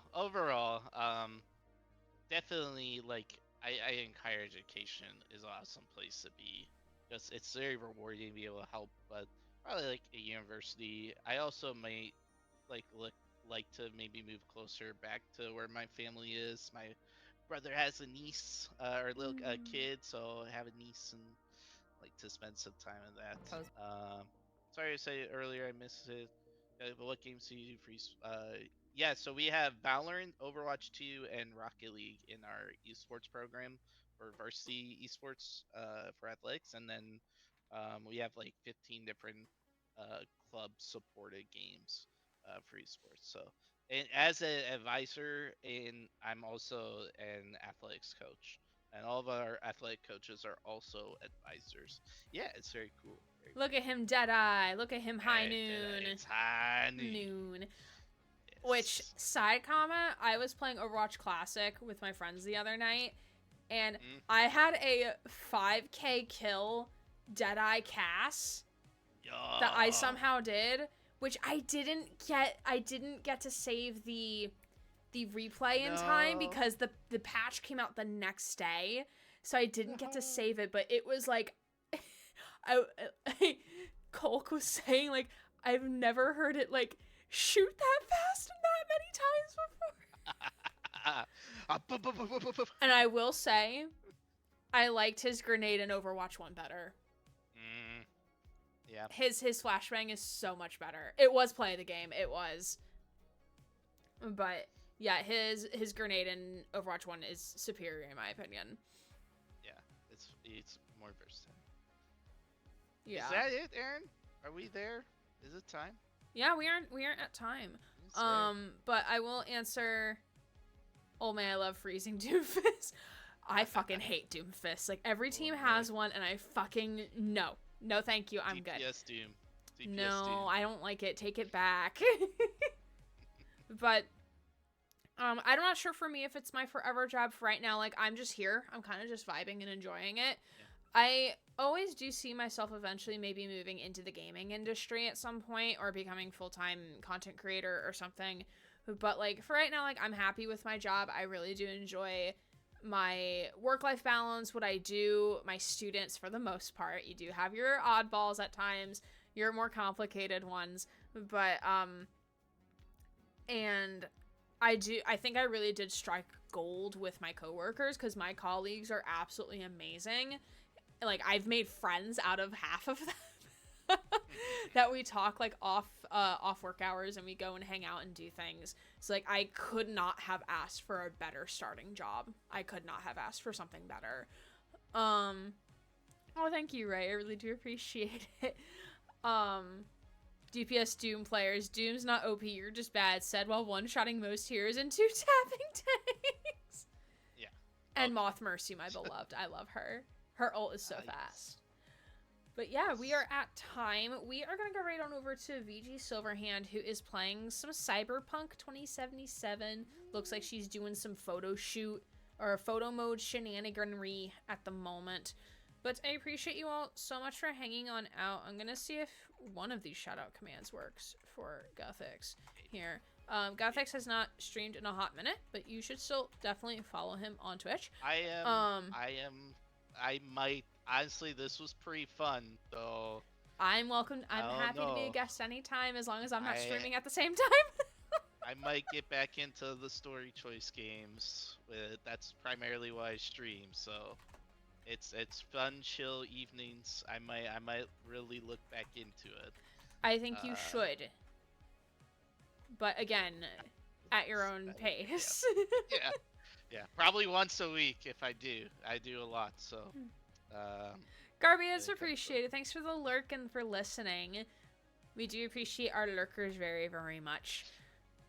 Cool conversation. Thank y'all for doing this. Of course. And if y'all ever want to see us do this again, just let us know, or let me know in the EG disc discussion place in the Discord that you want to see this again. But yeah, this was fun. We did this as a charity redeem, so maybe we'll do this again for a future charity as a charity goal or something. But yeah, this was fun. Thanks y'all for tuning in and for asking us questions. And yes, of course, you're welcome to be nosy, of course. And Susie has come out from, I think, her nap. Yes, she did fall asleep. I knew when you said you were going to lay down, I'm like, we're in trouble. Susie, I love you. But we're going to go right on over to VG Silverhand, so feel free to use one of our raid messages. And I will see you all on Monday to play more Citizen Sleeper 2, and then Tuesday for some more Life is Strange Double Exposure, and probably Dead by Daylight next Saturday, because I have no idea what I want to stream at this point. But with that, we will see you all real soon. Have a good rest of your night, everyone. Bye-bye.